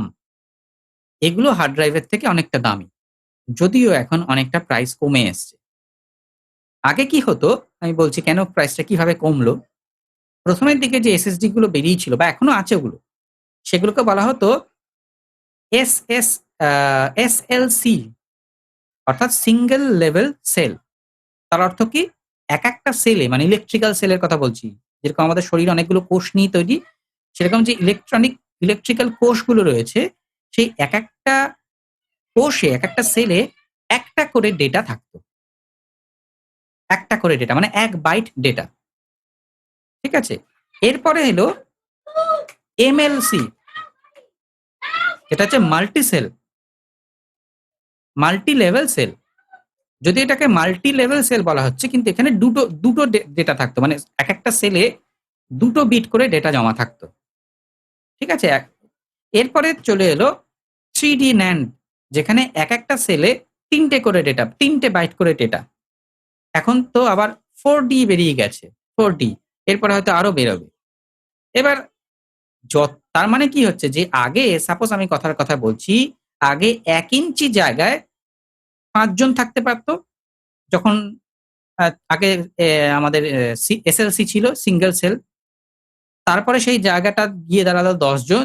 তারপরে কি দাঁড়ালো, সেই জায়গাটা গিয়ে দাঁড়ালো ১৫ জন। অর্থাৎ বেশি, বেশি লোক কম জায়গায় থাকতে শুরু করলো। যার ফলে কি হচ্ছে, বাড়ি ভাড়া কম লাগছে, জায়গা কম লাগছে। ঠিক সেরকম ভাবেই যেহেতু এখন আ আমরা যে নরমালি যে আমাদের কমার্শিয়াল এসএসডি যেগুলো আমরা Amazon বা ইত্যাদিতে বেশিরভাগ ক্ষেত্রে আমরা দেখি কিনে থাকি, সেগুলো এরকম 3D9 বা 4D9 ইত্যাদি থাকে। তো সেইখানে কি হচ্ছে, তার কস্টিং টা কমে যাচ্ছে। স্পেস ভার্সেস কস্টিং, প্রাইস সেইটা এখন অনেকটা কম। কিন্তু অসুবিধার জায়গাটা হচ্ছে এই, যেহেতু এটা ইলেকট্রিক্যাল ফ্ল্যাশ, যেরকম আমাদের র‍্যামে অনেকটা থাকে কিন্তু র‍্যাম সেটা ধরে রাখতে পারে না। এটা সেটা ধরে রাখতে পারে। যত বেশি ডেটা একেকটা সেলে থাকবে, তত সেই সেলের কার্যক্ষমতা কার্যক্ষমতা এবং তার অ্যাক্সেস এর যে দ্রুততা, স্পিড অফ অ্যাক্সেস সেইটা কমতে থাকবে। অর্থাৎ একটা এক সেল বিশিষ্ট সিঙ্গেল লেভেল সেল এসএসডি তার যত লাইফ, তার যে বেঁচে থাকার ক্ষমতা যতটা আছে, তার থেকে একটা মাল্টি লেভেল সেল বা ডুয়াল সেল বললে ভালো হয়, ডুয়াল লেভেল, সেইটার ক্ষমতা তার থেকে কম এবং যেটা 3D বা 4D তাদের ক্ষমতা আরো কমতে থাকছে। তবুও আমরা যারা নরমালি ব্যবহার করি, তাদের জন্য খুব চিন্তার বিষয় নয়। যাদের একদম ২৪ ঘন্টা খুব ডেটা এন্ট্রি হচ্ছে, তাদের জন্য চিন্তার বিষয়। নরমালি আমাদের একেকটা এসএসডি আমরা যদি কিনি, অন্ততপক্ষে ৮ থেকে ১০ বছর অ্যাক্সিডেন্টাল ড্যামেজ না হলে দিব্যি চলে যাবে। কোনো অসুবিধা হবে না। এবারে আমরা এখনকার দিনে যেটা বেশিরভাগ লোকজন আমরা রেকমেন্ড করছি টেকনোলজিক্যাল পয়েন্ট অফ ভিউ থেকে, সেটা হচ্ছে যদি আপনার ল্যাপটপে, ডেস্কটপে তো আছেই, ল্যাপটপের কথা বলছি। ল্যাপটপেও আমরা বলছি যে যদি আপনার প্রভিশন থাকে, তাহলে আপনারা একটা এসএসডি এবং একটা হার্ড ডিস্ক দিয়ে কাজ চালান। ডেস্কটপেও তাই। এসএসডি যেটা নেবেন সেটা নেবেন কম। যেহেতু বেশি কিনতে গেলে বেশি খরচা হবে, অত খরচা করার মতন ক্ষমতা আমাদের সবার থাকে না। তো আমি ধরে নিচ্ছি একটা 240 জিবির এসএসডি আমি নিয়ে নিলাম। সেখানে আমি কি রাখবো? আমার সিস্টেম মানে আমার সেখানে উইন্ডোজটা ইনস্টল হবে। বা হয়তো আরো যদি কিছু খুব দরকারি ডেটা থাকে সেটা আমি আমার থাকবে। আর বাকি আরেকটা 1 টিবি, 2 টিবি, 4 টিবি, 8 টিবি যা আমার ক্ষমতা, যা আমার প্রয়োজন সেই হিসেবে আমি হার্ড ডিস্ক লাগাবো। সেইখানে হচ্ছে সেটা হচ্ছে আমার স্টোরেজ ডিভাইস এক কথায়। অর্থাৎ আমার গান, বাজনা, ভিডিও, আ বইপত্র যা আছে সেগুলো আমরা সব ওই হার্ড ডিস্কে রাখবো। এবার অনেকে বলবেন, "না আমাদের ল্যাপটপে তো সেই ফেসিলিটি নেই।" তাহলে কি করা যাবে? একটা উপায় আছে। যদি আপনার ল্যাপটপে ডিভিডি ড্রাইভ থেকে থাকে। এখন যা দিনকাল পড়েছে ডিভিডি ড্রাইভের খুব একটা প্রয়োজন আমাদের হয় না। আপনি যদি ওটাকে নিষ্প্রয়োজন মনে করেন, তাহলে আপনি ডিভিডি ড্রাইভটাকে রিপ্লেস করে ওখানে একটা এসএসডি আপনি এড করতে পারেন। এসএসডি কেজ একটা এড হবে। ওরা দোকানে নিয়ে গেলে ওরা করে দেবে এবং সেখানে আপনি একটা এসএসডি ইনস্টল করতে পারেন। তাহলে আপনার স্পিডটা কিন্তু আমি বলছি খুবই মানে অনেকটাই নোটিসেবল। এরকম না যে সামান্য ইমপ্রুভ হচ্ছে, অনেক। মানে একটা কম্পিউটার যেটা টার্ন অন হতে হয়তো ৫০ সেকেন্ড সময় লাগতো সেটা ২০ সেকেন্ডে টার্ন অন হয়ে যাচ্ছে। আ আ এখানে আ আমিও যদি কখনো ব্যবহার করে দেখবেন, আমি জাস্ট ড্রাইভে এন্টার প্রেস করব, খুলে যাচ্ছে। খুবই ফাস্ট কাজ করে এসএসডি। সুতরাং আপনারা সেই হিসেবে চলতে পারেন। এবার হার্ড ড্রাইভে আবার ফিরে আসছি। Hard drive SSD, hard drive SSD. Hard ড্রাইভে ফিরে আসছি। হার্ড ড্রাইভের কি ধরনের কানেক্টর ব্যবহার করা হয় বা আমরা হার্ড ড্রাইভটাকে মাদারবোর্ডের সাথে কিভাবে কানেক্ট করব? হ্যাঁ, এক্সকিউজ মি দাদা। হ্যাঁ। এই ধরনের এসএসডি একটা দাম কিরকম হতে পারে? মানে প্রাইস কিরকম হতে পারে? বেশ। মোটামুটি আমি 250 জিবি, 240 জিবির কথা বলছি। আমাদের ইন্ডিয়ান কারেন্সিতে ৳২,৫০০ থেকে ৳৩,০০০ র মধ্যে পাওয়া যায়। ঠিক আছে? আমি যদি কিংস্টোন, ওয়েস্টার্ন ডিজিটাল, আ তারপরে ক্রুশিয়াল এই ধরনের কোম্পানি, এরা ভালো কোম্পানি। এদের কথা বলছি। ঠিক আছে?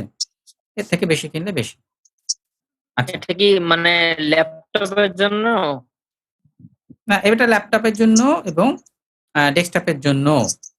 আমি আরেকটু ডিটেইলস এ বলব। একটু পরে আরো বেশি ক্লিয়ার হবে বিষয়টা। Okay, okay, okay. Sure, sure. Hmm. তো এবারে হার্ড ড্রাইভটা কি হয়? হার্ড ড্রাইভে ২ খানা কানেক্টর থাকে।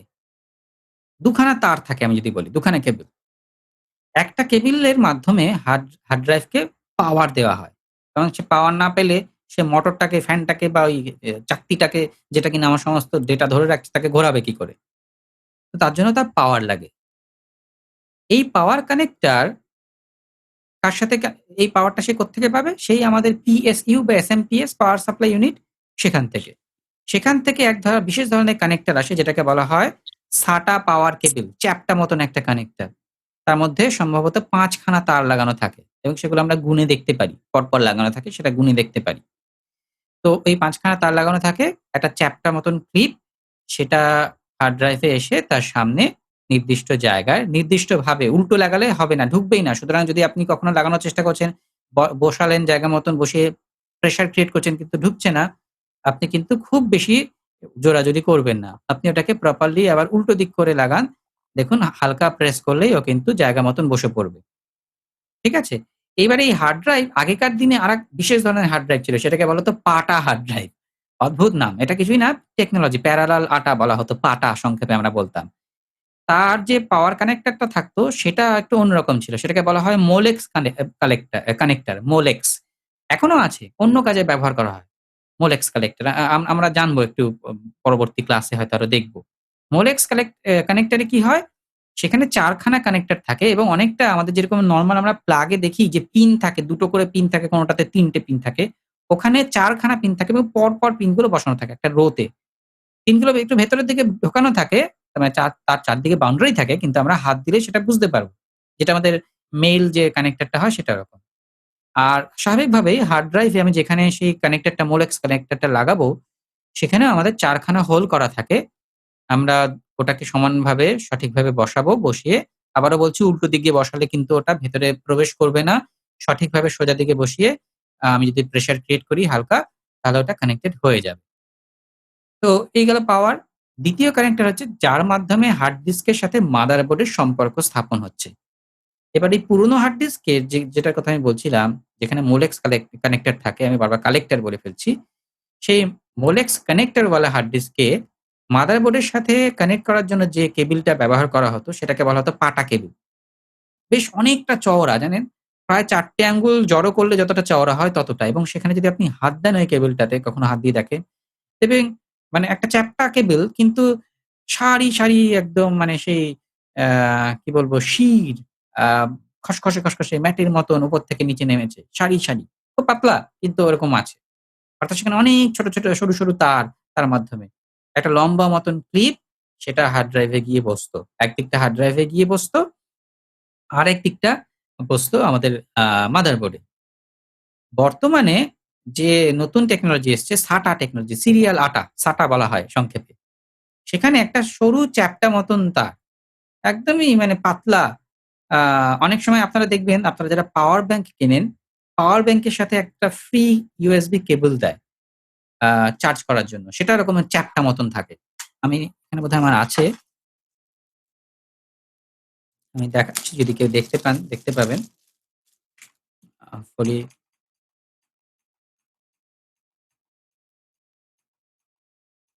Just a minute।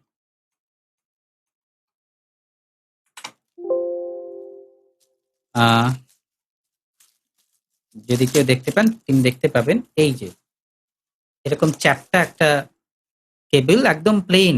আগেরটা যেরকম হাত দিলেই বোঝা যাচ্ছিল তার ভেতরে রাশি, রাশি ভাড়া আ সেই তার রয়েছে, এখানে কিন্তু বোঝার উপায় নেই। তো এই কেবলটার একটা দিক যায় আমার মাদারবোর্ডে, আরেকটা দিক যায় আমার হার্ড ডিস্কে। সেম কানেক্টর, দুদিকেই সেম কানেক্টর। এবার কোনো কেবলে এই কানেক্টরটা স্ট্রেইট হয়, যেরকম এর একদিকে স্ট্রেইট আছে। আবার কোনো কেবলে কানেক্টরটা হয় একটু right angle, 90 degrees kind of থাকে। সুবিধা হয় অনেক সময় এটা কানেক্ট করতে, বিশেষ করে ক্যাবিনেটের সরু থাকলে ইত্যাদি, ইত্যাদি। তো যাই হোক, মোদ্দা কথা হলো এরকম একটা কানেক্টর থাকে। সেটা আপনি হার্ড ডিস্কে প্রপারলি আ জায়গা মতন বসিয়ে, এই কানেক্টরটা কিন্তু ওই আমাদের কেবল, যেটা পাওয়ার কেবল, আমাদের SATA কেবল, তার থেকে একটুখানি, মানে তার হাফেরও কম সরু। এটা বসিয়ে আপনি একটু প্রেশার ক্রিয়েট করলে একটা আওয়াজ হবে, যেহেতু এখানে একটা ক্লিপ রয়েছে। এই ক্লিপটা গিয়ে লক হয়ে যাবে। সুতরাং একবার আপনি যদি ওটাকে কানেক্ট করে ফেলেন, তারপর যদি টানাটানি করেন, এটা কিন্তু বেরোবে না। দেখবেন আপনার উপরে একটা ক্লিপ আছে, একটা সুইচ আছে, একদম পুরো সুইচের মতন দেখতে। সেই সুইচটা প্রেস করে আপনি যদি আস্তে করে ওটাকে টানেন, পুল করেন, তাহলে ওটা আবার বেরিয়ে আসবে। মাদারবোর্ডেও তাই, হার্ড ডিস্কেও তাই সেম। মাদারবোর্ডে আপনারা দেখবেন আমি দেখানোর চেষ্টা করছি যদি কেউ দেখতে পান এখানে। এই যে আমার বাঁ হাতের আঙ্গুলটা যেখানে আছে একটা বেশ বড় স্লট, তার ভেতরে অনেক তার একদম হাত দিলে বোঝা যায়। এই বড় স্লটটা হচ্ছে পাটা কানেক্টর। এটা একটা পুরনো মাদারবোর্ড। এখানে পাটাও আছে, সাটাও আছে। এই পাটা কানেক্টর এটা আগেকার দিনের ব্যবহার করা হতো। আর এই যে এইখানটা যে আমি হাত হাত দিয়েছি, এইখানটা এইটা হচ্ছে সাটা কানেক্টর। এখানে ২ খানা সাটা লাগানো কানেক্টর আছে পরপর। তো এইখানে আমি আমার কেবলটাকে ধরবো, ধরে দেখে নেব সোজা উল্টো। যদি উল্টো হয় তাহলে ঢুকবে না, যদি সোজা হয় ঢুকবে। এই ঢুকে গেল। আমি আস্তে করে প্রেসার ক্রিয়েট করলাম। এই যে কট করে আওয়াজ হলো। আমি শোনাচ্ছি। এই যখন আমি এখানে লাগাচ্ছি এই গিয়ে এটা ঢুকে গেল এবং একটা এই যে টাক করে একটা আওয়াজ আমরা পাবো। এটা লক হয়ে গেছে। এবার এটা টানলে কিন্তু খুলবে না। এটাকে খোলার সময় আমাকে আবার এই পিন সুইচ বাটন যেটা রয়েছে এটাকে প্রেস করে আস্তে করে টানলে এই খুলে গেল। এই SATA কানেক্টরের মাধ্যমে হার্ড ডিস্ক আমরা মাদারবোর্ডের সাথে কানেক্ট করব। কোনো মাদারবোর্ডে ২ খানা SATA থাকে। এখনকার যেকোনো নতুন মাদারবোর্ডে মিনিমাম ৪ খানা SATA কানেক্টর থাকে। এবং তার উপরে যেতে গেলে ৮ খানা, ৬ খানা এরকম কানেক্টর থাকে। এবং পরবর্তীতে আমাদের যে ডিভিডি রাইটার যেটা, ডিভিডি RW বা writer only, reader only whatever. তো সেই ডিভিডি রাইটারও কিন্তু এই ২ ধরনের কানেক্টর ব্যবহার করা হতো। আগেকার ডিভিডি রাইটার গুলোতে আমরা দেখতাম মোলেক্স পাওয়ার কেবল প্লাস পাটা কেবল। বর্তমানে ডিভিডি রাইটার যদিও খুব একটা ব্যবহার হয় না, কিন্তু সেখানে হার্ড ডিস্কের মতন SATA পাওয়ার কেবল এবং SATA যেটা নরমাল ডেটা কেবল, SATA ডেটা কেবল, এইগুলোর মাধ্যমে ডিভিডি রাইটারকেও কানেক্ট করা হচ্ছে। সুতরাং একটা মাদারবোর্ডে, ডেস্কটপের মাদারবোর্ডে আমি নরমালি একাধিক SATA কানেক্টরের মাধ্যমে একাধিক হার্ড ড্রাইভ, একাধিক ডিভিডি ড্রাইভ ইত্যাদি কানেক্ট করতে পারি। রাইট। এবারে ১ম যখন হার্ড ডিস্ক থেকে আমরা সলিড স্টেট ড্রাইভে উপনীত হলাম, এই টেকনোলজিটা এলো, তখন কি হলো? সলিড স্টেট ড্রাইভের একটা ফর্ম ফ্যাক্টর তৈরি করা হলো। তার আগে একটু বলে নিই, এই হার্ড ড্রাইভ আমার কাছে স্যাম্পল হার্ড ড্রাইভ নেই। আমি পরের দিন দেখানোর চেষ্টা করব। আমি খুব চেষ্টা করেছিলাম, অ্যামাজনে অর্ডারও করেছিলাম এবং হার্ড ডিস্ক এসছেও আমার সামনেও রয়েছে। কিন্তু দুর্ভাগ্যবশত আমি অর্ডার করেছিলাম ইন্টারনাল হার্ড ড্রাইভ, ওরা আমাকে অ্যাক্সিডেন্টালি এক্সটার্নাল হার্ড ড্রাইভ পাঠিয়ে দিয়েছে। সুতরাং সেটা কালকে রিটার্ন যাবে। এনিওয়ে, হার্ড ডিস্কের সাইজ যেটা ডেস্কটপের হার্ড ডিস্ক, সেটার সাইজটা না অনেকটা বড় হয়। মানে চওড়ায় প্লাস প্রায় 3.5 ইঞ্চ। লম্বাটা আমি এক্সাক্ট বলতে পারব না, তবে অবভিয়াসলি 3.5 ইঞ্চের থেকে বেশি। এটা একটা সাইজ, একটা স্ট্যান্ডার্ড সাইজ থাকে অবভিয়াসলি হার্ড ডিস্কের। বাট ডেস্কটপের হার্ড ডিস্কগুলো একটু বড় হয়। ল্যাপটপের হার্ড ডিস্কগুলো হয় ছোট, 2.5 ইঞ্চ। আর লম্বাটা আমি বলতে পারব না, তবে কাছাকাছি, প্রায় কাছাকাছি হবে। আমি এক্সাক্ট জেনে বলব, আন্দাজে ঢিল মারব না। তবে মোটামুটি এরকম, এবং সেটা পাতলা। এমনি হার্ড ডিস্কের থেকে বেশ খানিকটা পাতলা। অনেকটা আমাদের মোবাইল যেরকম মোটা হয় ওরকম মোটা। কিন্তু এমনি যে নরমাল ডেস্কটপের হার্ড ডিস্ক, সেটা ২ টো মোবাইল এড করলেও তার থেকে বেশি মোটা হবে, ওরকম। এবার ১ম যে এসএসডি টেকনোলজিটা এলো, তখন তো এসএসডির কথা তখন আগে থেকে ভাবা হয়নি, আলাদা কোনো প্রোটোকল তৈরি করা হয়নি। তখন কি হলো, ওই হার্ড ডিস্কের যে প্রোটোকল ছিল, সেই প্রোটোকলেই এসএসডি এলো। অর্থাৎ সেম কানেক্টর ব্যবহার হলো। শুধু তাই নয়, সাইজটাও সেম। মানে ল্যাপটপের হার্ড ডিস্কের সাইজে। ১ম এ তারা ভেবেছিল যে যেহেতু দামি খুব জিনিস, আমরা ল্যাপটপেই ব্যবহার করব, ডেস্কটপ অত কেউ ব্যবহার করবে না। ল্যাপটপে অনেক সময় স্লো হয়, তো ল্যাপটপে ব্যবহার করা হবে। বা হয়তো তারা ভেবেছিল যে এমন একটা জিনিস আনি যেটা ল্যাপটপেও এবং ডেস্কটপে ব্যবহার করা যেতে পারে। সুতরাং ডিফারেন্ট ফর্ম ফ্যাক্টর করলে একটা আলাদা ঝামেলা, আমাকে বুঝে শুনে কিনতে হবে বা আমাকে আলাদা, আলাদা মেকিং করতে হবে। সেসব না করে তারা ল্যাপটপের সাইজেই বানালো, যাতে যেকোনো ল্যাপটপের হার্ড ডিস্কটাকে খুলে ফেলে এসএসডিটাকে সেখানে দিব্যি বসিয়ে দেওয়া যায়। সেম ল্যাপটপের হার্ড ড্রাইভের সাইজে।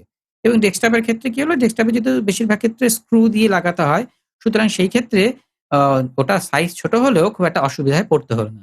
এবং কিছু অ্যাডাপ্টার বেরোলো যেটা 3.5 inch HD to 2.5 inch SSD adapter এখনো পাওয়া যায়।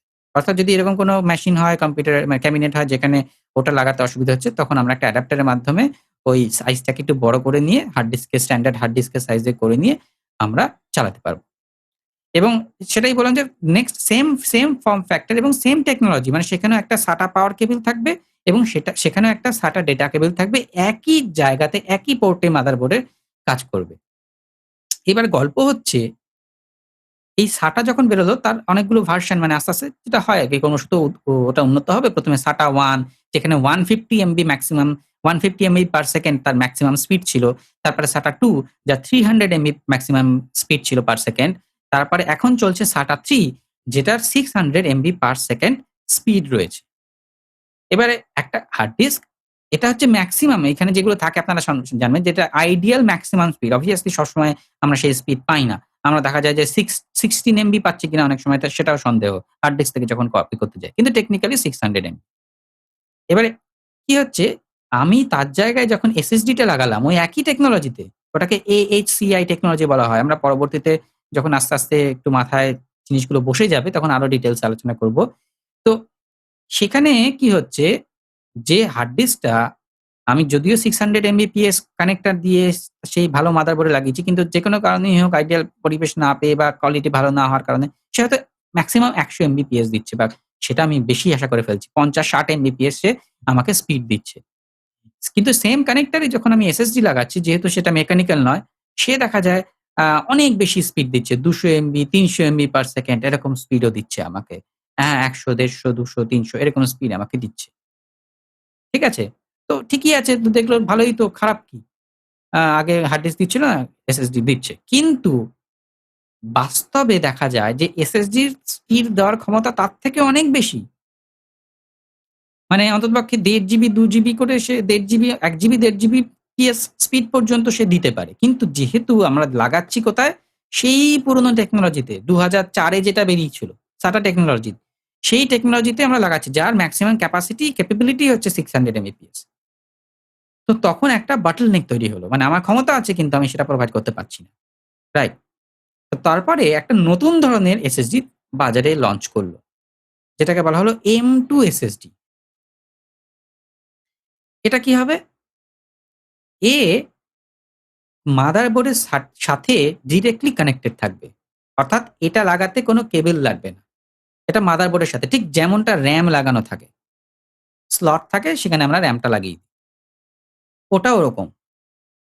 ওর মধ্যে স্লট থাকবে মাদারবোর্ডে, সেই স্লটে ওটা বসে যাবে। সাইজ কিরকম হলো, ফর্ম ফ্যাক্টর কিরকম হলো, আগেরটা তো বললাম যে বেশ মানে বুক পকেটে ঢুকিয়ে নেওয়া যাবে এরকম একটা সাইজ। ল্যাপটপের হার্ড ডিস্ক বা SSD, যেটা SATA SSD আমি যদি বলি, তার সাইজ। এটা সাইজ হলো RAM এরও অর্ধেক, মানে RAM টা যতটা লম্বা তার থেকেও হাফ আমি যদি ধরি। একটা ছোট্ট পাতলা জিনিস।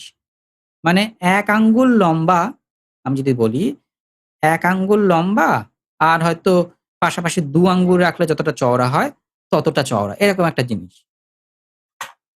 এটা বেরোবে। এটা মাদারবোর্ডের সাথে ডিরেক্টলি কানেক্টেড থাকলো। এবার কথা হচ্ছে মাদারবোর্ডের সাথে কানেক্টেড থাকলো, তার মানে তার জন্য একটা নতুন প্রোটোকল তৈরি করা হলো। আগে যে হার্ড ডিস্কে যে এই আমি যদি একটা মানুষ হিসেবে ধরে নিই, হার্ড ডিস্ক তাকে যে দেখাশোনা করত, তার যে স্টোর কিপার ছিল, যে ৬০০ এমবির বেশি মাল পাস করতে দিত না পার সেকেন্ডে, তার জায়গায় নতুন লোককে নিয়োগ করা হলো এসএসডির জন্য, যে বাবা তুমি এর কিন্তু পাওয়ার বেশি, শক্তিমান আছে, তুমি একে সেই হিসেবে কাজ করতে দিও। তো M2 বেরোলো। M2 কি করবে? M2 কার স্পিডটা নেবে?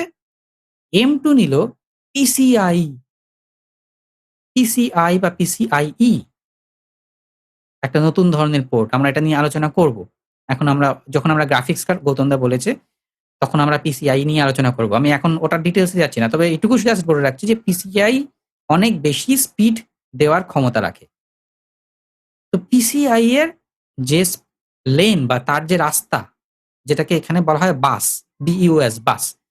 আমাদের যেরকম রাস্তা, যে রাস্তা দিয়ে মাদারবোর্ডে এক কম্পোনেন্ট থেকে আরেক কম্পোনেন্টে চলাফেরা করে, সেটাকে বলা হয় বাস। ঠিক আছে? তো এই PCI যে রোড, সেই রোডের মাধ্যমে এই M2 SSD কানেক্টেড হলো। ওরকম ছোট, ছোট সাইজের। বেশ খুব ভালো। সেখানে আমরা স্বাভাবিকভাবেই ১ জিবি, ১.৫ জিবি আইডিয়াল পজিশনে স্পিড পাচ্ছি। আমরা প্র্যাকটিক্যাল লাইফে তার থেকে অবশ্যই কম পেতাম। তবে obviously অনেকটাই ফাস্ট হার্ড ড্রাইভের থেকে। খুব ভালো। এরপরে আরেকটু পরে রিসেন্টলি টেকনোলজি আরেকটু উন্নতি হলো। সেখানে আরেকটা নতুন টেকনোলজি এলো, যেটাকে বলা হলো NVMe, non volatile memory express. এই জিনিসটা কি? একই রকম ওই যে আমরা M2 SSD দেখলাম, সেম SSD M2, একই রকম পোর্ট, কিন্তু লেনটা বা বাসটা আলাদা। এই প্রথম এসএসডির জন্য নির্দিষ্ট একটা বাস তৈরি করা হলো, আলাদা একটা রাস্তা তৈরি করো। বাবা তুমি ভিআইপি মানুষ, প্রচুর দাম তোমার, তুমি খুব ভালো কাজ করো, তোমাকে একটা স্পেশাল ভিআইপি রোড আমি দিচ্ছি। তুমি যত খুশি দৌড়ো, কোনো অসুবিধা নেই। এর স্পিড হলো more than 3 GB per second. ভীষণ। এবং শুধু তাই নয়, এখানে এসএসডির যেটা আরেকটা বড় ভূমিকা, বিশেষ করে M2 এবং NVMe এর এসএসডির কথা বলছি, সেখানে একই সঙ্গে মাল্টিপল ডেটা প্রসেস করা যায়। বিষয়টা কি? ধরে নেওয়া যাক আমি হার্ড ড্রাইভে ডি ড্রাইভ থেকে এফ ড্রাইভে একটা জিনিস কপি করতে বসিয়েছি। 2 জিবির ফাইল। কপি হচ্ছে। আমি আবার গেলাম ডি ড্রাইভে, সেখান থেকে আবার একটা কপি করে বসাচ্ছি জি ড্রাইভে। তাহলে একটা এফ-এ যাচ্ছে, একটা জি-তে যাচ্ছে। এবার কি হবে? ওর তো একটা গোল চাকতি ঘুরে যাচ্ছে। তো যে ওর কাছ থেকে ডেটাটা যে কালেক্ট করছে, সে একবার কি করছে, একবার দাঁড়া দেখি একবার জি-তে দিই, ডেটা কিছু দিয়ে দিই। জি-তে হয়ে গেছে, চলো আবার এফ-এ দিয়ে দিই। এফ-এ দিয়ে ফেলেছি কিছু, আবার জি-তে দিই। অর্থাৎ সে একবার এদিকে তাকাচ্ছে, একবার ওদিকে তাকাচ্ছে, একবার একে ডেটা দিচ্ছে, একবার ওকে ডেটা দিচ্ছে। কারণ সে মাল্টিপল কাজ একসঙ্গে করতে পারে না। প্রথম কথা, ডেটা ছড়িয়ে ছিটিয়ে একবার এদিকে তাকে দৌড়তে হচ্ছে, একবার ওদিকে তাকে দৌড়তে হচ্ছে। Movable parts. তারপর হচ্ছে সে সিঙ্গেল ডিউটি পালন করতে পারে। যার ফলে স্বাভাবিক স্পিডটা কম হয়। এক্ষেত্রে আমি একটা উদাহরণ দিয়ে যদি বলি, এটা টেকনিক্যাল উদাহরণ, আ টেকনিক্যাল স্পেসিফিকেশন। সেটা হচ্ছে যে হার্ড ডিস্ক আ হার্ড ডিস্ক কি করত? হার্ড ডিস্কের কাছে কি হয়? প্রসেসর থেকে ইনফরমেশন যায়। এই কপি করো, এইখান থেকে এই ফাইলটা এই জায়গাতে। এইখান থেকে এই ফাইল, এই সাইজ, এই প্যারামিটার এখানে কপি করো। এই যে কমান্ড গুলো দিচ্ছে, সেই কমান্ড গুলো দেওয়ার একটা ক্ষমতা থাকে। তো প্রসেসর থেকে হার্ড ডিস্কে সর্বোপরি একেকটা কমান্ড কিউতে, মানে একসঙ্গে ৩২ খানা কমান্ড দেওয়া যেত। এটা জাস্ট আপনারা জানার জন্য, জাস্ট মজার জন্য জেনে রাখুন। এটা সবকিছু মনে রাখতে হবে, মুখস্থ রাখতে হবে, তার কোনো ব্যাপার নেই। সুতরাং খুব, মানে আমি বলছি যে খুব একটা চাপ নেওয়ার দরকার নেই। খুব ফ্র্যাঙ্কলি স্পিকিং। যে না তার মানে তো খুব কঠিন, আমি বুঝতে পারছি না, এরকম না। এটা গল্পের ছলেই শুনুন। তার মানে একসঙ্গে সে ৩২ খানা কমান্ড দিতে পারত। ৩২ খানা কমান্ডের একেকটা সেট বা কিউ। আমরা যেরকম একটা লাইন করি, এই লাইনে ৫ জন, পরের লাইনে ৫ জন, এরকম ভাবে। তো একটা লাইনে ৩২ জনকে ধরানো যেত, তাদেরকে পাঠাতো। এই যা তোরা ওই ডি ড্রাইভ থেকে এফ ড্রাইভে চলে যা। এইভাবে পাঠানো হতো। রাইট? এবং একই সঙ্গে একটার বেশি কিউ হার্ড ডিস্ক নিতে পারত না। তার মানে একসঙ্গে ৩২ টার বেশি কমান্ড হার্ড ডিস্ক নিতে পারত না। এসএসডির ক্ষেত্রে সেই বিষয়টা এমন হাস্যকরভাবে ইমপ্রুভড হলো, এমনভাবে সেটা ইনক্রিজ হলো, শুনলে অবাক হবেন। একেকটা কিউ ৬৪,০০০ কমান্ড সাপ্লাই করতে পারে এবং ও ৬৪,০০০ কিউকে একসঙ্গে ধরতে পারে। তার মানে টেকনিক্যালি বিরাট, মানে আমি তো বলছি যে আমরা আজকে এই যে বললাম যে M2 সরি NVMe টেকনোলজির কথা বলছি, যেখানে 3 Gbps আমরা স্পিড পাচ্ছি, টেকনিক্যালি বলছি, মানে মেক্সিমাম স্পিড। এটা এখানেও কিন্তু SSD কে আমরা ফুল পোটেনশিয়ালি তাকে ব্যবহার করতে পারছি না। সুতরাং এটা ভীষণই এবার মানে ইমপ্রুভড একটা টেকনোলজি। এবার আপনাদের যে বিষয়ে সাবধানতা অবলম্বন করতে হবে। আপনারা খুব ইমপ্রেসড হয়েছেন, ঠিক আছে বাবা। এরপরে যখন আমি ডেস্কটপ বানাবো বা ল্যাপটপ লাগাবো, আমি একটা M2 SSD লাগাবো এবং শুধু M2 না, আমি NVMe SSD লাগাবো। ভেরি গুড, ভালো ডিসিশন। কিন্তু সতর্কীকরণ ১, প্রথম দেখার বিষয়, আপনার মাদারবোর্ডে কি M2 পোর্ট রয়েছে? আগে সেটা দেখুন মাদারবোর্ডের স্পেসিফিকেশনে। নাম্বার ২, আপনার মাদারবোর্ডে M2 রয়েছে, আপনি দেখেছেন। খুব ভালো। সেটা কি নরমাল M2 নাকি NVMe? NVMe কি সাপোর্টেড? যদি দেখেন যে আপনার NVMe সাপোর্টেড মাদারবোর্ড আছে, তাহলে আপনি সেই M2 SSD কিনুন যেখানে NVMe সাপোর্টেড। রাইট? তাছাড়া আপনার যদি NVMe সাপোর্টেড আছে, আপনি একটা নরমাল M2 SSD কিনলেন যেখানে NVMe নেই, কাজ করবে না। আবার একই রকমভাবে আপনার মাদারবোর্ড NVMe সাপোর্ট করে না। M2 পোর্ট আছে, M2 সাপোর্ট করে, কিন্তু NVMe সাপোর্ট করে না। আপনি একটা আ NVMe M2 ডিস্ক কিনলেন। লেগে গেল, ওখানে বসে গেল, কিন্তু কাজ করছে না। সুতরাং এই কম্প্যাটিবিলিটিটা কিন্তু অবশ্যই ভালো করে দেখবেন যে আপনার মাদারবোর্ড সাপোর্ট করে কিনা। আগে যদি দেখেন মাদারবোর্ড সাপোর্ট করে, তাহলে দেখবেন যে আপনি যে SSD টা কিনছেন সেটা কি NVMe সাপোর্ট করে? সেই হিসেবে আপনি কিনবেন। যদি আপনার মাদারবোর্ড শুধু M2 সাপোর্ট করে, তাহলে আপনি শুধু M2 SSD কিনবেন। আরেকটা বিষয় হচ্ছে, সাপোজ আপনি একটা M2 SSD কিনেও ফেলেছেন। আপনি দেখেছেন যে আপনার মাদারবোর্ড NVMe সাপোর্ট করে, আপনি একটা NVMe M2 SSD কিনেছেন, সেটা দারুণ কাজ করছে। খুব ভালো। আপনি লোভী হয়ে গেলেন। ভাবলেন যে আমার মাদারবোর্ডে তো আরো M2 পোর্ট আছে। আমি আরো একটা লাগাই SSD। তা দাঁড়ি ভালো দেখে একটা বেশি পাওয়ারের M2 SSD কিনে নিই, সরি NVMe M2 SSD কিনে নিই। তো আপনি আবার একটা, যেহেতু আপনি জেনে গেছেন আমার তো NVMe সাপোর্ট করে বাবা, কোনো চাপ নেই। তো আপনি আরেকটা NVMe কিনে ফেললেন। কিনে লাগিয়ে দেখলেন না, আর তো সাপোর্ট করছে না। কি কেস হলো? সেটা হচ্ছে যে মাদারবোর্ডে হয়তো আপনার মাদারবোর্ডে ৩ টে M2 স্লট রয়েছে। কিন্তু দেখা গেল তার মধ্যে একটা স্লটই NVMe সাপোর্ট করে, বাকি ২ টো স্লট NVMe সাপোর্ট করে না। সুতরাং এই বিষয়টাও কিন্তু যদি আপনারা একাধিক M2 লাগাতে চান, তাহলে কিন্তু সেই বিষয়টাও আপনাদেরকে একটুখানি মাথায় রাখতে হবে। ঠিক আছে? না হলে কিন্তু আপনারা কিনে শেষে বিপদে পড়বেন। এবার এই SSD যেহেতু একদম ডিরেক্টলি মাদারবোর্ডের সাথে লাগছে, এর আলাদা করে কোনো পাওয়ারের রিকোয়ারমেন্টস নেই। এই মাদারবোর্ড থেকেই পাওয়ার নিচ্ছে এবং এর কোনো ডেটা কেবলের গল্প নেই। এই মাদারবোর্ড থেকেই ডেটা সমস্তটা ও সংগ্রহ করছে। সুতরাং কোনো সমস্যার বিষয় থাকছে না। এবং আরেকটা যেটা সমস্যা এটাতে হওয়ার সম্ভাবনা থাকে, সেটা হচ্ছে হিটিং ইস্যু থাকে। কারণ এটাও গরম হওয়া, র‍্যামের মতন যেহেতু এটাতেও একটু ডেটা আদান-প্রদান হচ্ছে। তো তার জন্য এখন কিছু SSDর সাথে হিট সিঙ্ক আসছে। এরকম পাতলা এরকম প্লেট লাগানো আসছে, যেটা কিনা হিটটাকে আ আ শুষে নেবে এক প্রকার। ঠিক আছে? আচ্ছা, ওটা কিভাবে লাগাতে হয় মাদারবোর্ডে? একটা এরকম স্লট থাকে, আপনারা হাত দিলে বুঝতে পারবেন। অনেকটা SD কার্ডের মতন স্লট। আগেকার দিনে যে বড় মেমোরি কার্ড থাকতো আমাদের Nokia মোবাইলে, সেরকম বড় মেমোরি কার্ডের মতন একটা স্লট। এবং তার নিচে দেখবেন একটা স্ক্রু লাগানোর হোল রয়েছে একটু নিচেই। সুতরাং আপনাকে ১ম এ এই SSD M2 SSD টাকে ওখানে বসাতে হবে। বসিয়ে আস্তে করে প্রেস করবেন। ওটা কিছুটা ভেতরের দিকে ঢুকে যাবে। পুরোটা ঢুকবে না কিন্তু। সুতরাং খুব বেশি চাপাচাপি করলে ভেঙে যাবে। পুরোটা ঢুকবে না। কিছুটা গিয়ে আটকে যাবে এবং তারপরে দেখবেন ওই SSD তে একটা স্ক্রু লাগানোর জায়গা আছে। সেই স্ক্রু লাগানোর জায়গাতে আপনারা একটা স্ক্রু লাগিয়ে দেবেন। obviously SSD র সাথে অনেক সময় স্ক্রু চলে আসে। যদি না আসে তাহলে স্ট্যান্ডার্ড যে মাদারবোর্ডের স্ক্রু হয়, সেই স্ক্রু দিয়েই ওটা কানেক্ট করা যায় খুব সহজেই। তাহলে এই আমার চলে গেল SSDর মোটামুটি একটা গল্প।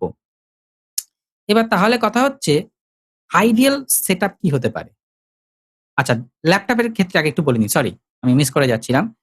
এখনকার অনেক ল্যাপটপ বেরোচ্ছে, যেই ল্যাপটপে কিন্তু দেখা যাচ্ছে কিছু ল্যাপটপে বাই ডিফল্ট M2 SSD সহ আসছে এবং তার সাথে একটা অ্যাডিশনাল হার্ড ড্রাইভও দিচ্ছে। কোন ল্যাপটপে, বাজেট ল্যাপটপগুলোতে সেখানে আসছে হার্ড ড্রাইভ রয়েছে। হার্ড ড্রাইভের সঙ্গেই আসছে। কিন্তু M2 স্লটটা রয়েছে। অর্থাৎ আপনি চাইলে একটা M2 SSD লাগাতে পারেন। স্লট রয়েছে। যেরকম আমি Asus এর একটা ল্যাপটপ আমার এক বন্ধুকে কিনিয়ে দিয়েছিলাম গত বছর। সে যখন কিনেছিল তার সাথে হার্ড ডিস্ক ছিল। কিন্তু M2 স্লটটা ছিল, সে একটা NVMe, শুধু M2 না, M2 NVMe স্লট ছিল, তো NVMe M2 SSD লাগিয়ে নিয়েছে। যদি আপনার সেরকম থাকে তাহলে খুব ভালো, আপনি ভীষণ লাকি। আপনি সেটা ব্যবহার করুন, তাহলে আপনার একটা SSD চলে আসছে প্লাস একটা হার্ড ড্রাইভ তো থাকছেই। তাহলে আপনি সেই সুবিধাটা ভোগ করতে পারবেন। ঠিক আছে? এই। আচ্ছা, হার্ড ড্রাইভের ক্ষেত্রে আ আরেকটা বিষয় যেটা আমাদের অনেক সময় প্রবলেম হয় যে, যেহেতু হার্ড ড্রাইভটা গরম হয় আর ৫ টা জিনিসের মতন, তো অনেক সময় অনেকদিন গরম হতে কি হয়, হার্ড ড্রাইভের সাথে যে কেবলটা লাগানো আছে, বিশেষ করে SATA কেবলটা, মানে SATA ডেটা কেবল যেটা আমি একটু আগে দেখাচ্ছিলাম, এই যে চ্যাপ্টা মতো যে ডেটা কেবল, এইটা এর ভেতরে না অনেকগুলো শক্ত তার আছে। মানে মেটালের মতন শক্ত তার। যে তারগুলো আমি যখন এটা কানেক্টরটা লাগাচ্ছি হার্ড ডিস্কের কানেক্টরে গিয়ে ঠেকে যায় এবং তখন ওখান থেকে সমস্ত ডেটা ট্রান্সফার হয়। এবারে আমরা মোটামুটি জানি তাপে বস্তুর আয়তন বাড়ে, বিশেষ করে মেটাল-ফেটাল যদি থাকে। তো অনেকদিন থাকতে কি হয়, ওই বস্তুগুলো, মানে বস্তু মানে ওই তারগুলো ছোট সূক্ষ্ম তার, তো তারগুলোর আয়তনে বেড়ে যায়। ঠিক আছে? বেড়ে গেলেও হয়তো অসুবিধা থাকে না। কিন্তু যেরকম আমরা সেই ছোটবেলায় বিজ্ঞান বইতে পড়েছি যে, গরুর গাড়ির চাকায় বেড় কিভাবে পরানো হয়? তাকে প্রচন্ড তাপে উত্তপ্ত করা হলো। তো তখন কি হয়? ওর যে রিংটা, বেড়টা, সেটা তাপে কিছুটা বড় হয়ে গেল। তখন আমরা চাকার উপর ওটাকে বসিয়ে দিলাম। বসিয়ে দিয়ে আবার ঠান্ডা করে দিলাম। ও ছোট হয়ে আবার একদম শক্ত হয়ে বসে গেল। এবার এখানে কি হচ্ছে? ধরুন তাপে ১ মিলিমিটার বেড়ে গেছে। বেড়ে গেলে তো অসুবিধা নেই। এবার যখন বন্ধ করে দিলাম তখন সংকুচিত হলো। এবার সংকুচিত যখন হলো না, যেহেতু ও বেড়ে গিয়ে কি হচ্ছে? ও তো নিজেকে স্প্রেড করার জায়গা পাচ্ছে না। ও তো হার্ড ডিস্কের গায়ে ঠেকে আছে। যার ফলে কি হয়? বেড়ে গিয়ে ও একটু বেঁকে যায়। হ্যাঁ? মানে আপনার আঙুলটাকে যদি এখন আপনি টেবিলের উপর রেখে আপনার হাতটাকে জোরে প্রেস করতে চান, দেখবেন আপনার আঙুলটা বেঁকে যেতে চাইছে। কারণ নিচে তো আর যাওয়ার রাস্তা নেই, টেবিলে আটকে গেছে। সেরকমভাবেই তারগুলো বেঁকে যায়। বেঁকে গিয়ে ২ টো জিনিস হয়। একটা হচ্ছে ওর কানেক্টরটায় ভালো করে টাচ করে না। যার ফলে কানেক্টরটা লুজ হয়ে যায় এবং কখনো, কখনো পাশের তারের গায়ে লেগে যায়। গায়ে লাগলে কিন্তু ভয়ের কারণ। তো যার ফলে আপনারা চেষ্টা করবেন যে আ অন্ততপক্ষে ২ বছরে ১ বার SATA কেবলটা চেঞ্জ করতে। এবং আমি আপনাদের বলছি এটার দাম কিন্তু খুব বেশি নয়। যদি ভালো কোয়ালিটিরও কেনেন না, তাহলে একেকটা কেবল ৳৫০-৬০ র মধ্যে চলে আসে। অফলাইনে কিনলে। অনলাইনে কিনলে একটু দামটা বেশি হয়। কিন্তু অফলাইনে কিনলে ৳৫০-৬০ ৳২০-৩০ তেও পাওয়া যায় অনেক সময়। তবে সেটা বোধহয় আ খুব একটা ভালো কোয়ালিটির হয় না। আরেকটা জিনিস দেখে কিনবেন যে সেটা SATA 3 কিনা। ওটাতে লেখা থাকবে SATA কেবল হয় লেখা থাকবে SATA 3 অথবা লেখা থাকবে 600 Mbps। ঠিক আছে? সুতরাং এই ২ টো জিনিস দেখে কিনবেন। আরেকটা জিনিস দেখে কিনতে পারেন সেটা হচ্ছে কেবলের মাথায় আমি যে ক্লিপ আছে বলছিলাম, কিছু কেবল আছে যেগুলোতে ক্লিপ নেই।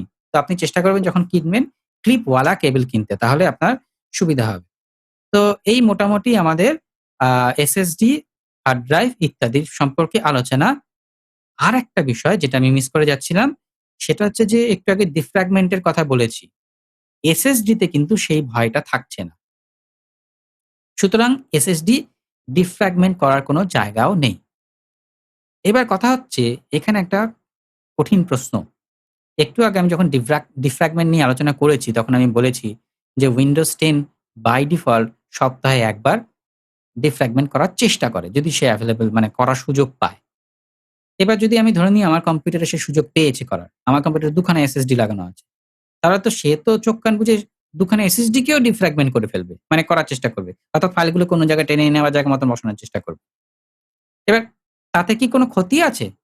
কোনো সমস্যার বিষয়? ক্ষতি as such কিছু নেই। মানে SSD তে ডিফ্র্যাগমেন্ট করলে SSD খারাপ হয়ে যাবে এমনটা নয়। কিন্তু SSD কিন্তু প্রেশাস। কেন প্রেশাস? দাম বেশি। এবং শুধু যে দাম বেশি তা নয়। হার্ড ড্রাইভের তুলনায় এর লাইফ সাইকেল কি হয়? রিডিং অ্যান্ড রাইটিং ২ খানা সাইকেল থাকে। মানে একটা হার্ড ড্রাইভ একেকটা সেলে কতবার রিড করতে পারবে। ধরে নেওয়া যাক আমি যদি ধরে নিই 1 million read and a 80 80,000 right. আমি জাস্ট কথার কথা বলছি। তার মানে কি? একেকটা সেলে ৮০,০০০ বার রাইট করা যাবে, ডেটা ঢোকানো যাবে। তাহলে SSD কে যদি অটোমেটিক্যালি আমার কম্পিউটার আমার Windows 10 ডিফ্র্যাগমেন্ট করে, তাহলে সমস্যা কি? টেকনিক্যালি কোনো সমস্যা নেই। মানে SSD as such কোনো ক্ষতি হচ্ছে না। কিন্তু যেটা হচ্ছে, সেটা হচ্ছে যে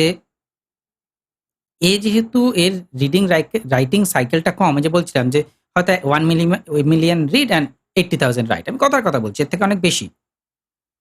তো যার ফলে কি হবে? একে আমাকে একটু রয়ে সয়ে ব্যবহার করতে হবে।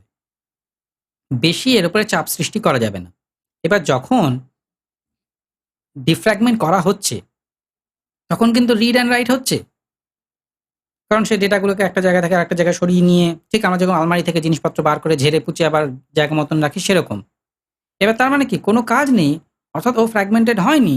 তবুও ওকে ডিফ্র্যাগমেন্ট করে ওর লাইফ সাইকেলটাকে কমিয়ে দেওয়া হচ্ছে। তো সেই কারণে আমরা যদি আমাদের SSD থাকে তাহলে আমি রিকমেন্ড করব যে আপনারা এই অটোমেটিক অপ্টিমাইজেশনটা সেটাকে অফ করে রাখুন। ওই ডিফ্র্যাগমেন্ট ডায়ালগ থেকে আপনারা সেটা করতে পারবেন।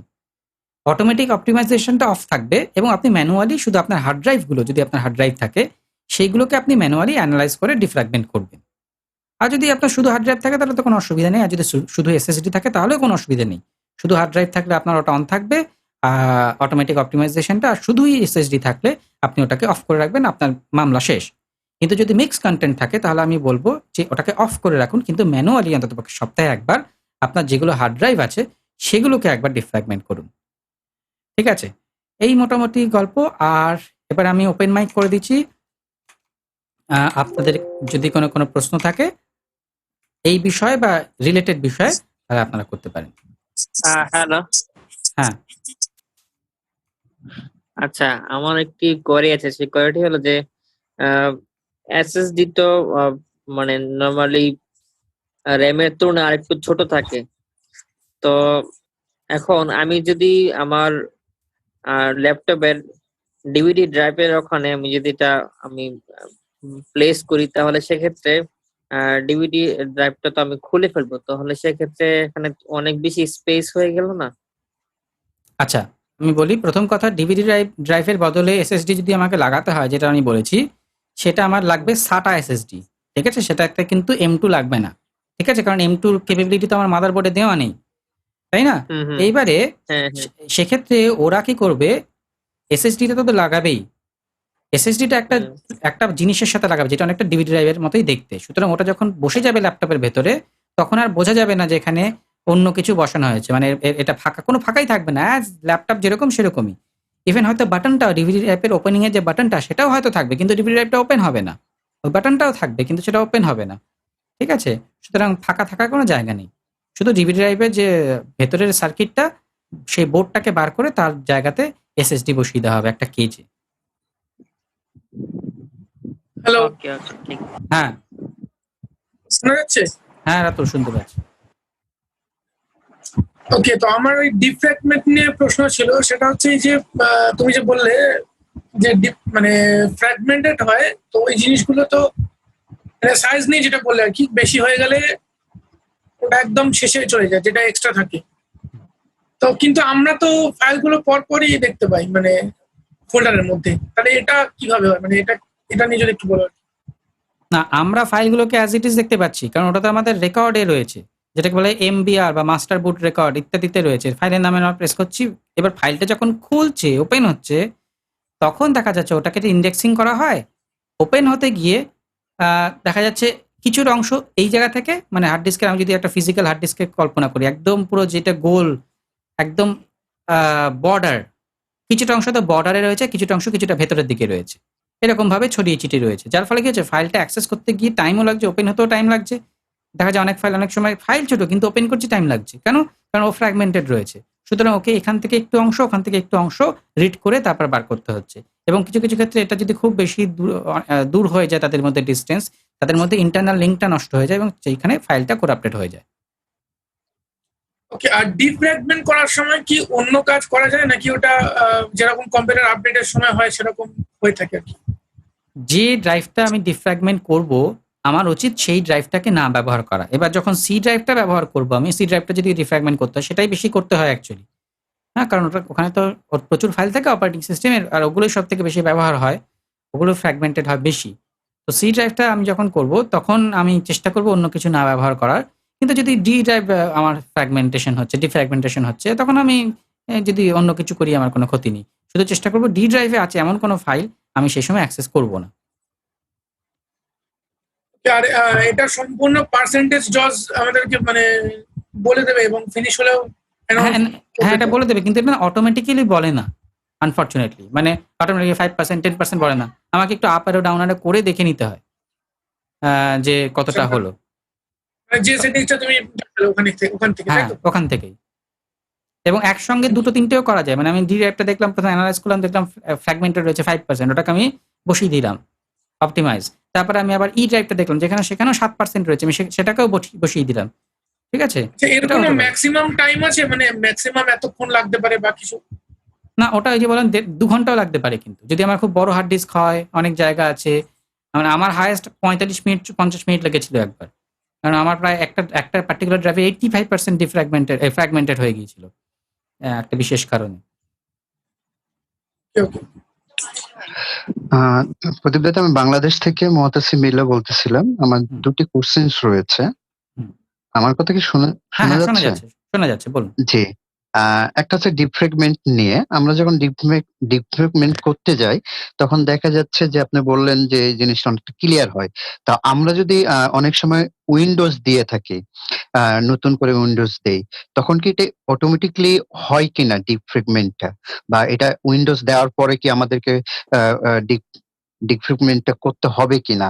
আবার ডিফ্রেগমেন্ট করতে গেলে উপরে কিছু অপশন পাওয়া যায়, যে কিছু টিক চিহ্ন দেওয়া থাকে, কিছু অপশন আমার এখন মনে পড়তেছে না। ওগুলোকে টিক চিহ্ন দিলে বা কতগুলো টিক চিহ্ন দিতে দেওয়া হয়ে থাকে। তো ওগুলো কি অপশন গুলো কি যেরকম আছে ওরকম থাকা অবস্থায় কি আমরা মানে ক্লিয়ার করে ফেলবো, নাকি ওগুলোকে টিক চিহ্ন দিয়ে ক্লিয়ার করে ফেলবো? আর লাস্ট কোশ্চেন হচ্ছে যে আমরা অনেক সময় উইন্ডোজ পাওয়ার বাটন যখন অন করি কোন একটা পিসি, তখন দেখা যায় অনেক কম্পিউটার বা আমাদের আমেরিকান একটা প্রপার উইন্ডোজ চলে আসে, তখন F2 বা F1 টিপতে হয়। যেমন আমার কম্পিউটারে অনেক সময় চলে আসে। এটা কেন আসে? আমি হয়তো ২ টি কোশ্চেন করে ফেললাম। ঠিক আছে, কোনো আশা ব্যাপার করি না। উত্তর পেয়ে হ্যাঁ, যাবো। জি, বেশ। আচ্ছা, ১ম এ আপনাকে বলি যে Windows যখন আমরা ইনস্টল করছি, আমরা অনেকে ২ টো মেথড ব্যবহার করি ইনস্টল করার সময়। একটা মেথড হচ্ছে, সাপোজ আমার একটা তো ড্রাইভ রয়েছে, যে ড্রাইভটাতে আমি উইন্ডোজ ইনস্টল করব। তো আমি নতুন করে যখন ফরম্যাটে গেলাম, ওই উইন্ডোটাতে গিয়ে আমি সেই ড্রাইভটা সিলেক্ট করে, অনেকে কি করেন ফরম্যাট করেন। ১ম এই ফরম্যাট করে নেন, জি, তারপর ফরম্যাট করে আবার তার উপরে সিলেক্ট করে নেক্সট করে কন্টিনিউ করেন। এটা একটা উপায়। রাইট, আর অনেকে কি করেন ড্রাইভটাকে ডিলিট করে দেন। ডিলিট করে একটা আনঅ্যালোকেটেড স্পেস চলে আসে, সেই আনঅ্যালোকেটেড স্পেসে রেখে নেক্সট করেন। আনঅ্যালোকেটেড স্পেসে নেক্সট করলেই অটোমেটিক্যালি কিন্তু ড্রাইভটা আবার নতুন করে বিল্ড আপ হয়ে যাচ্ছে। আমি এই ২য় মেথডটি রেকমেন্ড করি। কারণ যদি আমি ডিলিট করে দিই, তাহলে ওইটা যখন তৈরি হচ্ছে তো নতুন করে তৈরি হচ্ছে, ওটাতে কোনো ডেটা থাকছে না। সুতরাং ডিফ্র্যাগমেন্টেরও সেই হিসাবে সম্ভাবনা থাকছে না। কিন্তু যদি ১ম উপায়ে করা হয় ফরম্যাট করার পরে, যদিও সেখানেও ডিফ্র্যাগমেন্টের চান্স খুবই কম, তবুও আমি দেখেছি ফরম্যাট করে করলে উইন্ডোজটা যখন ইনস্টল হচ্ছে, যেহেতু ড্রাইভটা রিফ্রেশ হচ্ছে না খুব বেশি, তো তখন আ অনেক সময় কিছু ফাইল কম পরিমাণে হলেও ফ্র্যাগমেন্টেড থাকে। বাট মোটামুটি উইন্ডোজ ইনস্টল করার পরে বেশিরভাগটাই আমরা ক্লিন জিনিসপত্র পাই। অর্থাৎ সেখানে খুব বেশি ফ্র্যাগমেন্টেড থাকে না। কিন্তু এখানে অনেকগুলো কিন্তুর ব্যাপার আছে। আমরা উইন্ডোজ যখন ফরম্যাট করছি, অর্থাৎ উইন্ডোজ যখন নতুন করে ইনস্টল করছি, ইউজুয়ালি আমরা একটা ড্রাইভে করছি। ধরুন নেওয়া যাক আমার সি ড্রাইভে উইন্ডোজ ইনস্টল হচ্ছে। কিন্তু আমার কম্পিউটারে আরো ড্রাইভ রয়েছে। রাইট, ডি, ই, এফ রয়েছে। সেগুলো কিন্তু আনটাচড। সুতরাং আমার উইন্ডোজ ইনস্টল করার আগে যদি আমার এফ ড্রাইভটা ৬৯% ফ্র্যাগমেন্টেড থাকে, তাহলে এখনো ৬৯% ই রয়েছে। তার থেকে বেশি বই কম নয়। রাইট, হ্যাঁ? সুতরাং আমি যদি ভাবি যে না ঠিক আছে আমি ফ্রেশ করে ফরম্যাট করে ফেলেছি, আই এম কমপ্লিটলি ফ্রেশ। না, আমাকে অন্য ড্রাইভগুলো দেখতেই হবে যে সেগুলো ডিফ্র্যাগমেন্টেড রয়েছে কিনা। ঠিক আছে? আচ্ছা, এইবারে আরেকটা আপনি প্রশ্ন করেছেন, উম আপনি সেকেন্ড যখন কোশ্চেন। হ্যাঁ, কম্পিউটার অন করছেন তখন ওটা আমেরিকান কর্পোরেশন বা অ্যামি বায়াস এটা দেখায়। এটা হচ্ছে বায়াস সিস্টেম, যেটা রাইট, নিয়ে আমরা পরবর্তীতে আলোচনা করব।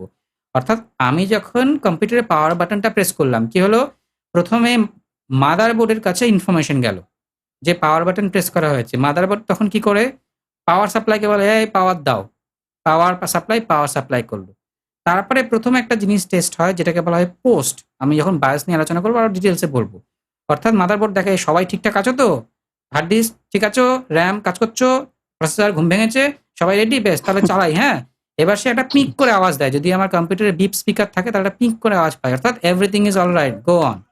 এইবার এই যে কাজগুলো এতক্ষণ করলো, সবাই ঠিক আছো কিনা? RAM কতটা আছে গো? প্রসেসর এই তুমি ফ্যান কত স্পিডে চালাবে গো? এই যে ইনফরমেশন গুলো, এইগুলো যে দেখাশোনা করে তার নাম হচ্ছে বায়োস। ওই যে আমেরিকান ইত্যাদি আসে, ওটা হচ্ছে বায়োসের নাম। এবং F2 প্রেস করলে আমরা সেই বায়োসের সেটিংস এ যেতে পারি। সেখানে কিছু অপশন আছে। আমরা যখন পরবর্তীতে বায়োস নিয়ে আলোচনা করব তখন আরো ডিটেইলস এ বলব। সেইটার মাধ্যমেই আমার উইন্ডোজটা বুট হচ্ছে। অর্থাৎ আরো সোজা ভাষায় বলতে গেলে উইন্ডোজ তো ঘুমিয়ে পড়ে যখন আমরা কম্পিউটার বন্ধ করি। উইন্ডোজ তথা কম্পিউটারের সমস্ত কম্পোনেন্টকে উঠে জাগিয়ে তাদেরকে ঠেলে দিয়ে চালু করে দেওয়ার কাজটা হচ্ছে বায়োসের। এবং সেই বায়োসের সেটিংসটাই ওখানে দেখায়। ১ম এ কয়েক সেকেন্ডের জন্য দেখায়, ৫-৭ সেকেন্ডের জন্য। তারপরে ওটা চলে গিয়ে আমাদের উইন্ডোজের সাইন দেখায় এবং তারপরে উইন্ডোজ টার্ন অন হয়। থ্যাংক ইউ ববিন ভাই। আমি হ্যাঁ, প্লিজড হয়ে গেলাম আপনার কাছে। Thank you. ওয়েলকাম সন্তু বলো। জানাচ্ছি। বলছি যে আমি যখন কম্পিউটার অন করি হুম, তখন আমাকে F1 প্রেস করতে হয়, তাহলে কম্পিউটারটা অন হয়, ঠিক আছে? হুম। আমি চাইছি F1 টা না প্রেস করে সরাসরি মানে কম্পিউটার যখন পাওয়ার অন করবো তখন সে সরাসরি তখন হচ্ছে অন হয়ে যাবে। এটা বেশ, কিভাবে করতে হয়? মানে F1 না প্রেস করে? বেশ। এই আলোচনা আমাদের বায়োসের মধ্যে পড়ে, তবুও আমি খুব সংক্ষেপে বলে দিচ্ছি। ২ টো উপায়। হুম, আমি ১ম এ F2 প্রেস করে বায়োসে ঢুকবো। যখন হুম, কম্পিউটারটা অন হবে পাওয়ার বাটন প্রেস করে F2 প্রেস করতে থাকবো। 1, 2, 3, 4, 5, 6 প্রেস করতে থাকবো। দেখবো বায়োস সেটআপে ঢুকেছে। অবশ্যই সাইটেড অ্যাসিস্ট্যান্ট নিতে হবে। এটা এখানে কিন্তু টকিং কাজ করে না। সেখানে আমি হুম, দেখবো একটা অপশন আছে লোড অপটিমাইজ ডিফল্ট। ইউজুয়ালি সেটা হুম, পুরনো মাদারবোর্ডে যেখানে বায়োস রয়েছে সেখানে F9 কিতে হয়। আর নতুন মাদারবোর্ডে সেটা F7 এ সম্ভবত হয়। তো ওখানে লেখা হুম, থাকবে to load optimise default press F9 এরকম ভাবে লেখা থাকবে নিচে। ঠিক আছে? কেউ যে দেখবে সে দেখে নিতে পারে। তো সেই লোড অপটিমাইজ ডিফল্টে ক্লিক করব বা F9 প্রেস করব। আমাকে একবার কনফার্মেশন দেবে তুমি কি লোড ডিফল্ট করতে চাও? আমি ইয়েস করব। তারপরে আমি করব নেক্সট স্টেপ, সেটা হচ্ছে সেভ অ্যান্ড এক্সিট। যেটা ইউজুয়ালি F10 নতুন মাদারবোর্ডেও তাই, পুরনো মাদারবোর্ডেও তাই। F10 প্রেস করলে আসে যে তুমি যা সেটিংস চেঞ্জ করেছো সেটা সেভ করতে চাও? আমি ইয়েস করব, বাই ডিফল্ট ইয়েস এর উপরেই থাকে, আমি এন্টার করলেই হয়ে যাবে। এইটা আমি করব। এরপরেও যদি দেখি যে না তারপরেও আমার প্রবলেম যাচ্ছে না, আমাকে F1 প্রেস করতে হচ্ছে। তার মানে আমি 99% সিওর যে আমাদের কম্পিউটারে যে CMOS ব্যাটারি থাকে, অর্থাৎ একটা পাতলা কয়েন সেল থাকে আমাদের সেই পুরনো টকিং ওয়াচের ব্যাটারির মতো, যে কি করে এই বায়াসের সেটিংস এবং আমাদের যে কম্পিউটার টাইম আরো কিছু ইনফরমেশন আমরা ডিটেইলসে বায়াস নিয়ে যখন আলোচনা করব তখন বলবো, আমি এখন ডিটেইলসে ঢুকছি না। সে এই ইনফরমেশন গুলো রাখে। এবার এই ব্যাটারি মোটামুটি 3-4-5 বছর পরে খারাপ হয়ে যায়, স্বাভাবিকভাবে তার চার্জ শেষ হয়ে যায়, সেটা রিচার্জেবল নয়। তো তখন আমাদেরকে একটা CMOS ব্যাটারি কিনে লাগিয়ে ফেলতে হবে। আমার এখানে মাদারবোর্ডে আমি দেখাচ্ছি, হ্যাঁ, আমার আঙ্গুলটা যেখানটাতে রয়েছে এখানে একটা গোল জিনিস দেখা যাবে, ঠিক আমার আঙ্গুলের পাশে এইখানটা হচ্ছে এই ব্যাটারিটা, এটা লাগানো আছে। এটা যদি আমি এখানে একটা ক্লিপ আছে, এটা আস্তে করে প্রেস করি তাহলে ব্যাটারিটা বেরিয়ে এলো। এই যে ব্যাটারি আমার হাতে, ছোট্ট আমাদের 1 টাকার কয়েনের মতন অনেকটা। হ্যাঁ, আর কারো? পণ্ডিত আমার আরেকটা কোশ্চেন আছে। হ্যাঁ। বলছি যে আমার যে পুরোনো যে হার্ড ড্রাইভটা আছে হুম।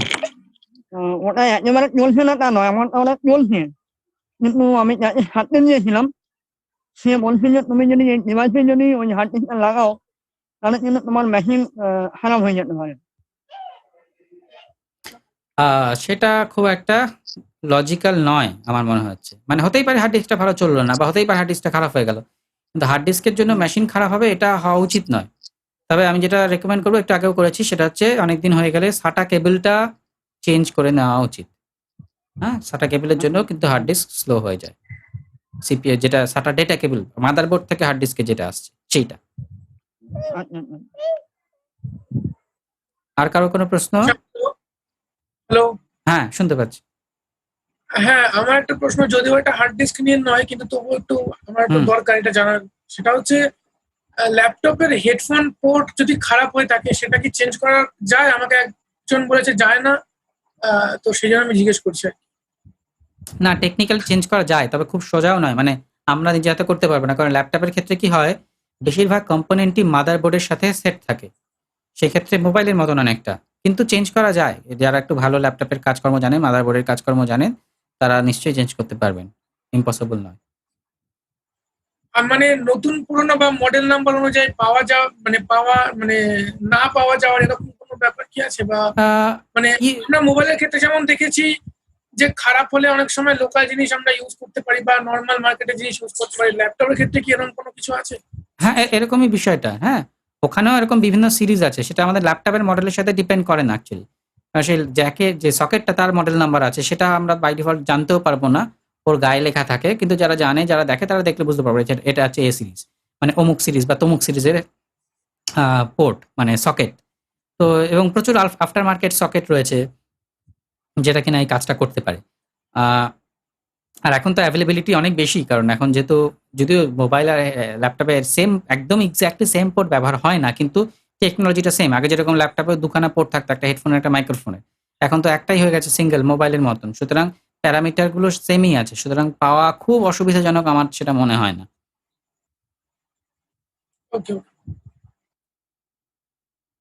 আর কারো যদি কোনো প্রশ্ন থাকে? হ্যাঁ, আমি অনুপম বলছিলাম, শোনা যাচ্ছে? হ্যাঁ হ্যাঁ, অনুপম দা বলো।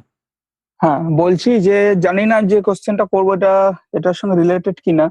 বলছি যে আমার মেশিনে যে আমরা যে বিভিন্ন ড্রাইভ গুলো আছে না, সি ড্রাইভ, ই ড্রাইভ, এগুলো তো একটা সময় পর্যন্ত আমার মেশিনে ওই GHIJ বা কে ড্রাইভ অব্দি ছিল, কিন্তু আমি কিছুদিন আগে মেশিনটা আমি ফরম্যাট করেছি। ফরম্যাট করার পর যিনি ফরম্যাট করে দিয়ে গেছেন, তারপরে আমি দেখছি যে এফ ড্রাইভ অব্দি ম্যাক্সিমাম আছে। তো ওই এক্সটেনশন কিভাবে করব ড্রাইভ গুলোকে? আচ্ছা, এবার বলি, আমরা যে হার্ড ডিস্ক গুলোতে যে ডেটাগুলো সংরক্ষিত থাকে, সেটা দুখানা টেকনোলজির কথা আমি উল্লেখ করব। একটা টেকনোলজিকে বলা হচ্ছে MBR, আর একটা টেকনোলজিকে বলা হচ্ছে GPT। MBR মাস্টার বুট রেকর্ড, আর GPT সম্ভবত ভুলে গেছি, সামথিং পার্টিশন টেবল। জিটা ভুলে গেছি কি আছে, জেনে বলবো বা গুগল করে বলবো। তো এবারে এমবিআরটা আমরা আমরা আগে ব্যবহার করতাম। এমবিআর এর একটা মানে অনেকগুলো লিমিটেশনস এর মধ্যে একটা লিমিটেশন হচ্ছে এই যে সেইখানে পার হার্ড ড্রাইভ 4 খানার বেশি পার্টিশন ক্রিয়েট করা যায় না। 4 খানা ফিজিক্যাল পার্টিশনের বেশি ক্রিয়েট করা যায় না পার হার্ড ড্রাইভ। এবার কথা হচ্ছে তাহলে তো আমার একটাই হার্ড ড্রাইভ ছিল, তাহলে 4 খানার জায়গায় 8 খানা কি করে ছিল? তাহলে আগে কি করে হয়েছিল? আগে যেটা হয়েছিল, আমি ধারণা করছি যে আগে বোধহয় মেশিনটাতে এক্সপি বা অ্যাটলিস্ট উইন্ডোজ 7 ইনস্টল ছিল। তো তখন একটা জিনিস করা যেত, সেটা হচ্ছে যে লজিক্যাল পার্টিশন, মানে সাপোজ ডি ড্রাইভ, সেটা একটাই আসলে ডি ড্রাইভ, কিন্তু সেটাকে দুভাগে ভাগ করে একটা ডি আর একটা হয়তো অন্য কিছু জে, হোয়াটএভার, যে কোনো কিছু হতে পারে। অর্থাৎ হ্যাঁ, অ্যাকচুয়ালি এক্সপি আর ফাংশন আছে। ES7 দুটোই ছিল। হ্যাঁ, ওই এক্সপির সময় এটা করা হয়েছিল মোস্ট প্রবাবলি। এখন যে আর এক্সপি নেই, শুধু হ্যাঁ, 7। এখন এক্সপি নেই। এবার এটাতে একটা ডিস্ক থাকে, মানে যেহেতু একটাকে ভেঙে দুটো করা হচ্ছে, তো অনেক সময় দেখা যাচ্ছে যে সাপোজ আমার ডি ড্রাইভের সাথে এফ ড্রাইভ কানেক্টেড, তোমার ডি ড্রাইভের কিছু ক্ষতি হলো, আমার এফ ড্রাইভটাও চলে গেল।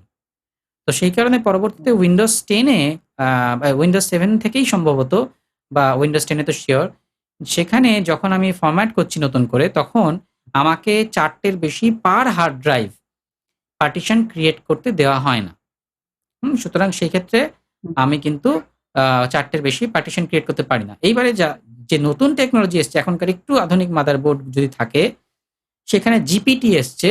জিপিটিতে কিন্তু আমি অবভিয়াসলি 4-এর বেশি হার্ড ড্রাইভ ক্রিয়েট, মানে হার্ড ড্রাইভ নয়, একটা হার্ড ড্রাইভের 4টের বেশি partition, CD EF GH whatever, সেটা আমি ক্রিয়েট করতে পারি যদি আমার জিপিটি থাকে। যদি আমার কম্পিউটারে জিপিটি না থাকে তাহলে আপাতত ভুলে যেতে হবে। যদি জিপিটি থাকে তাহলে আমি করতে পারবো। আচ্ছা, আচ্ছা, আমার যেটা ঠিক মনে হচ্ছে, আছে। তোমার যে সময়কার কম্পিউটার, তোমার সম্ভবত জিপিটি নেই। যেহেতু না, এক্সপি না, ছিল, নেই তার মানে তোমার এমন। জিপিটি নেই। হ্যাঁ, আর ঠিক কারো আছে। কোনো প্রশ্ন? দীপদা, হ্যাঁ, দীপদা শুনতে কৌতূহলবশত পাচ্ছেন? আমি একটা জিনিস জানতে চাইছি। হ্যাঁ, সেটা হচ্ছে যে ড্রাইভ গুলো সি ডি মানে সি থেকে শুরু হয়, এ বিটা কোথায় গেল, বা এর কোনো ফাংশন কিছু আচ্ছা, ভেরি গুড। বলতে হ্যাঁ, ভেরি ইন্টারেস্টিং কোয়েশ্চেন। এই আগে যখন আগেকার পিসি ছিল, তখন আমাদের ফ্লপি ড্রাইভ ব্যবহার হতো। আমরা নাম শুনেছি, সবাই হয়তো আমরা দেখেও উঠতে পারিনি জিনিসটাকে। তো তখন না এ আর বিটাকে ফ্লপির জন্য রিজার্ভ করে রাখা হতো। A drive floppy, B drive floppy, C থেকে তখন ডিভিডিও আসেনি, ডিভিডিও পরে এসছে। সি থেকে আমার আসল সিস্টেম ড্রাইভ শুরু হচ্ছে। এবার পরে ফ্লপি চলে গেছে ঠিকই, কিন্তু ওই যে একটা C:\\, ওই যে ব্যাপারটা সবার অভ্যাসের মধ্যে চলে এসছে, সেইটাকে আর পরবর্তীতে নির্মাতারা চেঞ্জ করেননি। আমি চাইলে কিন্তু একটা এ ড্রাইভ ক্রিয়েট করতে পারি। আমি একটা পার্টিশনে তার যে লোকেশন আছে সেটাকে চেঞ্জ করে এ ড্রাইভ বা বি ড্রাইভও বানাতে পারি, কিন্তু বাই ডিফল্ট আমার উইন্ডোজ সিট থেকেই নেয়। ঠিক আছে? এটা হচ্ছে সেই আমাদের পুরনো প্র্যাকটিসটাকে ধরে রাখার জন্য। আর কেউ একজন প্রশ্ন করছিলেন? আচ্ছা, আমি হচ্ছে ওই যে একটু আগে যে জিপিটি এবং এমবিআর হ্যাঁ। যে প্রশ্নটা থেকে প্রশ্ন এলো, তো আমি প্রথম যখন আমার ল্যাপটপটা কিনি, নোটবুক, তো সে বলল যে আমি তখন উইন্ডোজটা নতুন করে দিতে গেলাম। সে বলল যে ভাই এটা তো নিচ্ছে না, হার্ড ডিস্কটা ফরম্যাট করতে হবে। কেন এটা নিচ্ছে না? তো পরে আমি অনেকদিন পর্যন্ত, যেহেতু তখন আমি নিজে উইন্ডোজ দিতাম না, পরে উইন্ডোজ দিকে দেখলাম যে ঠিক আছে, আমারটা তো এমবিআর এ নিয়ে নিচ্ছে, এখন নতুন অন্যগুলো দেখছে নিচ্ছে না। কি ব্যাপার, নিচ্ছে না কেন? তখন বললো যে এটা কি, আপনার উইন্ডোজ এর এমবি মানে ইউএসবি স্টিক দিয়ে করতাম। তখন বললাম যে এটা এমবিআর এ করা। তো বললো জিপিটি করে দেখেন।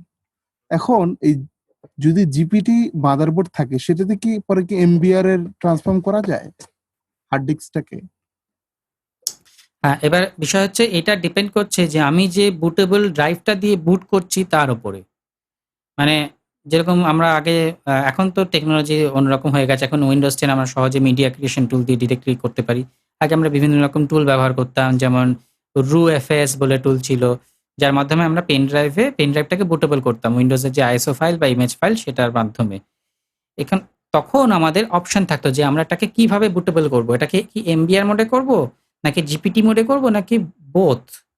কিছু অ্যাপ্লিকেশনে বোথটাও করা যেত, দুটোই করা যেত। এবার যদি সাপোজ ধরে নেওয়া যাক যে আমার কম্পিউটার সাপোর্ট করে জিপিটি, আমার রয়েছে এমবিআর করা আমার হার্ড ড্রাইভে এই মুহূর্তে, এবং আমার যে পেন ড্রাইভ আমি বানিয়েছি বুটেবল সেটাও জিপিটি, তো স্বাভাবিকভাবে তখন কিন্তু সে ইনস্টলটা নেবে না। তখন তাহলে কি করতে হবে, তখন ওই এমবিআর পার্টিশনগুলোকে সমস্তগুলোকে পুরো হার্ড ড্রাইভের যত পার্টিশন ছিল সবগুলোকে ডিলিট করে নতুন করে পার্টিশন ক্রিয়েট করতে হবে, এবং স্বাভাবিকভাবে সেগুলো এমবিআর পার্টিশন আর হবে না, সেটা গিয়ে দাঁড়াবে জিপিটি পার্টিশনে, নতুন টেকনোলজিতে চলে আসবে। তা না হলে আমি কি করতে পারি, আমি যদি চাই না আমার এমবিআরই থাকবে, তাহলে আমি কি করতে পারি, এমনভাবে আমার বুটেবল পেন ড্রাইভটা বানাবো যাতে সেটা এমবিআর সাপোর্ট করে। এখন কথা হচ্ছে যে আমার জিপিটি এবং আমার হার্ড ড্রাইভও জিপিটি এ রয়েছে, আমি পেন ড্রাইভটাকে এমবিআর করেছি, তাহলে কি আমি ইনস্টল করতে পারবো? সেখানেও কিন্তু একটা সমস্যা থাকতে পারে, যেহেতু অলরেডি ড্রাইভটা জিপিটিতে কনভার্টেড হয়ে গেছে যে কোনো কারণেই হোক।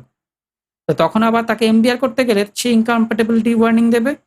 তখন কি করতে হবে, যদি সত্যি সত্যি আমাকে আবার পুরনো জিনিসে ফিরে যেতে হয়, তাহলে আমাকে সমস্ত ড্রাইভ ডিলিট করে ওই এমবিআর যে পেন ড্রাইভটা, এমবিআর ফরম্যাটে করা পেন ড্রাইভটা, সেটার মাধ্যমে ডিস্ক বানাতে হবে, মানে ড্রাইভ বানাতে হবে, এবং সেটা সেই এমবিআর এ ফিরে যাবে। সুতরাং বিষয়টা একটু কমপ্লিকেটেড।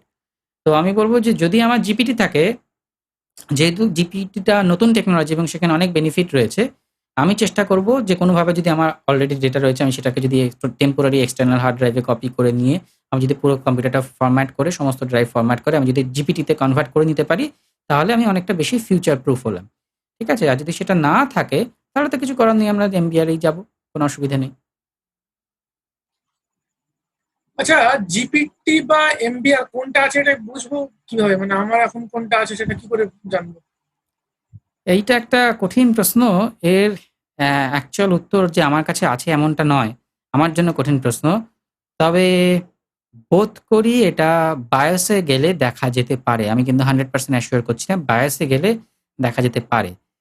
তাছাড়া আরেকটা জিনিসও আমাকে টেস্ট করে দেখতে হবে যে সমস্ত এই আমাদের সফটওয়্যারগুলো আছে যার মাধ্যমে আমরা কম্পিউটারে ব্লাড রিপোর্ট দেখতে পারি, মানে সমস্ত যে জিনিসপত্রগুলো আছে তার ডিটেইলসটা জানতে পারি। যেমন একটা নাম আমার এই মুহূর্তে মনে পড়ছে, যেটা আগের দিন আমি উল্লেখ করছি, CPU-Z বা CPU-Z একটা অ্যাপ্লিকেশন। এর মাধ্যমে আমরা দেখতে পারি আরো কিছু অ্যাপ্লিকেশন স্পেক্সির মাধ্যমে, স্পেক্সির কথা আজকে বললাম, স্পেক্সির মাধ্যমে দেখা যায়। সেখানে ওটা দেখায় কিনা আমি জানি না, তবে দেখালেও দেখাতে পারে। এটা আমাকে নিজেকে একটু স্টাডি করে জানতে হবে। আর যদি কারো কোনো প্রশ্ন থাকে? কমান্ড প্রম্পটের মাধ্যমে যদি আমরা বুট করি পেন ড্রাইভটা, সেক্ষেত্রে কি আমাদের ওরকম কোনো কমেন্ট আছে যে আমরা জিটিপি তে করবো বা এমবিআর এ করবো? আমি না সেরকম কিছু দেখিনি, মানে থাকলেও থাকতে পারে, একদম আমি ইম্পসিবল বলছি না খুব গাইড জোরে। তবে আমি যতগুলো আমি কমান্ড প্রম্পট দিয়ে করার যে গাইডগুলো পেয়েছি, সেখানে না ওরকম কোনো মানে পার্টিশন টেবিল ইকুয়াল সামথিং এরকম কিছু আমি দেখিনি। তবে একবার মানে সার্চ করে দেখা যেতে পারে যে মানে থাকলেও থাকতে পারে, ইম্পসিবল কিছু না। কমান্ড প্রম্পট পারে না এমন জিনিসের সংখ্যা খুবই কম।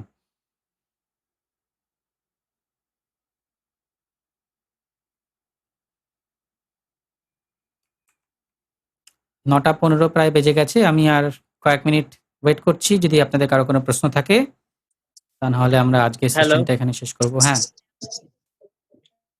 জি, আচ্ছা, আমি একটা বিষয় জানতে চাচ্ছি যে আমি যখন ওই উইন্ডোজ সেটআপ দিই তখন ফরম্যাট অপশনটাই বেছে নিই, কারণ আমি যেটা জানি যে যখন আমি ডিলিট অপশনটা দিই তখন সেক্ষেত্রে আমাকে আবার ওই জিবি এমবি সবকিছু হিসাব করে আবার দিতে হয়।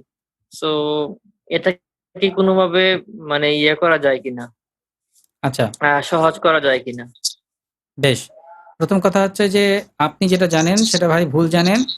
কারণ নতুন করে যদি আপনি ড্রাইভ ডিলিটও করেন, আপনি যদি ভাবেন আপনার যতটুকু স্পেস আছে, সাপোজ আপনার সব ড্রাইভ করা আছে, সি ড্রাইভটা আপনার 80 জিবি ছিল, তো আপনি 80 জিবিটা ডিলিট করেছেন, তার মানে ওটা আনঅ্যালোকেটেড হয়ে গেল।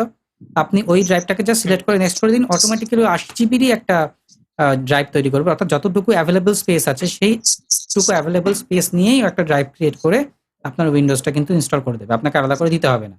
যে ভুলটা সবাই করে, ঠিক ভুলও বলা যায় না, এক্সট্রা স্টেপ যেটা কোনো দরকার নেই। প্রথমে ডিলিট করলো, ডিলিট করার পরে আনঅ্যালোকেটেড স্পেসটা সিলেক্ট করে নিউ করলো, অর্থাৎ নিউ পার্টিশন করে তখন ওই এমবি জিবির গল্পটা আসে, সেই এমবি জিবিটা দিয়ে সে ওকে করলো। কিন্তু এখানে আবার একটা বিষয়, সেটা হচ্ছে যে আমি যদি সাপোজ আমার 80 জিবি মাত্র, আমি 80 জিবি ফ্রি পেয়েছি, আমি ডিলিট করে দিয়েছি আমার সি ড্রাইভটা, এবং আমি চাই যে 80 জিবি হবে আমার সি ড্রাইভ, নতুন করে যে পার্টিশনটা করবো।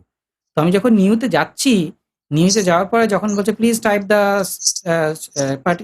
পার্টিশন স্টোরেজ আর সামথিং লাইক দ্যাট, অটোমেটিক্যালি কিন্তু ম্যাক্সিমাম ভ্যালুটা সেখানে লেখাই থাকে, ম্যাক্সিমাম যতটা টাইপ করতে পারবো। সুতরাং if I am happy with that, যে না আমি ম্যাক্সিমাম যতটুকু অ্যাভেলেবল স্পেস আছে এখন এই মুহূর্তে সেটা আমি সি ড্রাইভের জন্য ব্যবহার করবো, দেন ফাইন, আমি আর কিছু চেঞ্জ করবো না, জাস্ট ট্যাপ করে ওকে করবো, কাজ শেষ। ঠিক আছে?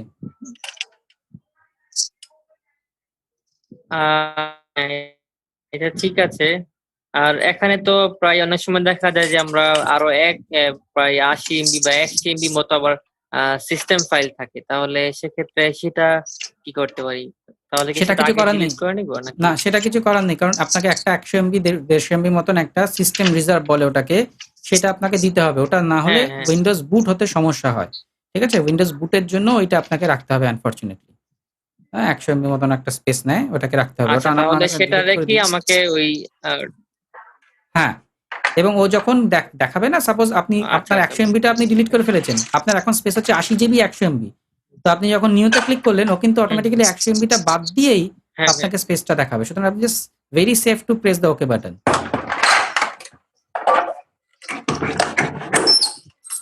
ওকে ওকে, তার মানে নিউ ভলিউম বাটন না প্রেস করে সরাসরি যদি ওখানে আমি হ্যাঁ, আমরা উইন্ডোজটা সেট আপ করে দিই, তাহলে সেটা অটোমেটিক অটোমেটিক ও সব করে হয়ে নেবে, যাবে, তাই তো? একদম। বেশ। আর যদি কারো প্রশ্ন থাকে? ওকে ওকে, বেশ, ঠিক আছে, আমরা আজকে আর প্রশ্ন নিচ্ছি না। এখানে আমরা আজকে অধিবেশনটা শেষ করছি। আপনাদের বারবার জুমে জয়েন করতে হচ্ছে, আমি জানি একটুখানি বিরক্ত বোধ করছেন, বাট উই আর হেল্পলেস, কারণ সব দিকটা বজায় রাখতে গেলে আমরা যদি গুগল মিটে যেতেই পারি কোনো অসুবিধা নেই, কিন্তু সেখানে রেকর্ডিং এর ইস্যু থাকে, আমরা সব দিকটা একটু বজায় রাখার চেষ্টা করছি, তার জন্য আনফরচুনেটলি আপনাদের জুমেই থাকতে হচ্ছে এই মুহূর্তে। আমি অল্টারনেট উপায় বাছার চেষ্টা করব, যদি আপনারা সবাই গুগল মিট প্রেফার করেন, অল্টারনেট উপায় খোঁজার চেষ্টা করবো রেকর্ডিং করার জন্য, তাহলে হবে। বাট আপাতত আমরা জুমেই স্টিক করছি, এবং আমরা অ্যাজ ইউজুয়াল আজকেই অ্যানাউন্স করে দিচ্ছি, আগামী সোমবার আবার আমাদের ভারতীয় সময় 7টা থেকে আমরা বসবো। এর পরবর্তী আলোচনা আমাদের হার্ডওয়্যার নিয়ে এখনো গল্প শেষ হয়নি, এই গল্প শেষ হবে হোপফুলি আগামীকাল, মানে আগামী সোমবার, হোপফুলি, জানি না তারপরে যদি এক্সটেন্ড হয় হতেও পারে। বাট আমরা যেহেতু বলেছি যে এই টেকনোলজিক্যাল আড্ডা আমরা প্রত্যেক সোমবার 7টার সময় চালিয়ে যাব, আমি আলাদা করে হয়তো আর বেশি অ্যানাউন্সমেন্ট করব না, সেটার প্রয়োজন নেই। যাদের আসার দরকার তারা আসবেন, যাদের আসার দরকার নেই তারা ইমেল আসবেন না। পাবো তো, মানে ইমেল পাবো কি? হ্যাঁ, নাকি ইমেল না, লিঙ্ক এই আমি আমাদের অবশ্যই, রেখে দিই? হ্যাঁ, ইমেল আমি প্রত্যেক রবিবার আপনাদেরকে পাঠিয়ে দেবো। রবিবার কোনো একটা সময় আপনাদেরকে announcement reminder with email link, I mean Zoom link আমি পাঠিয়ে দেবো।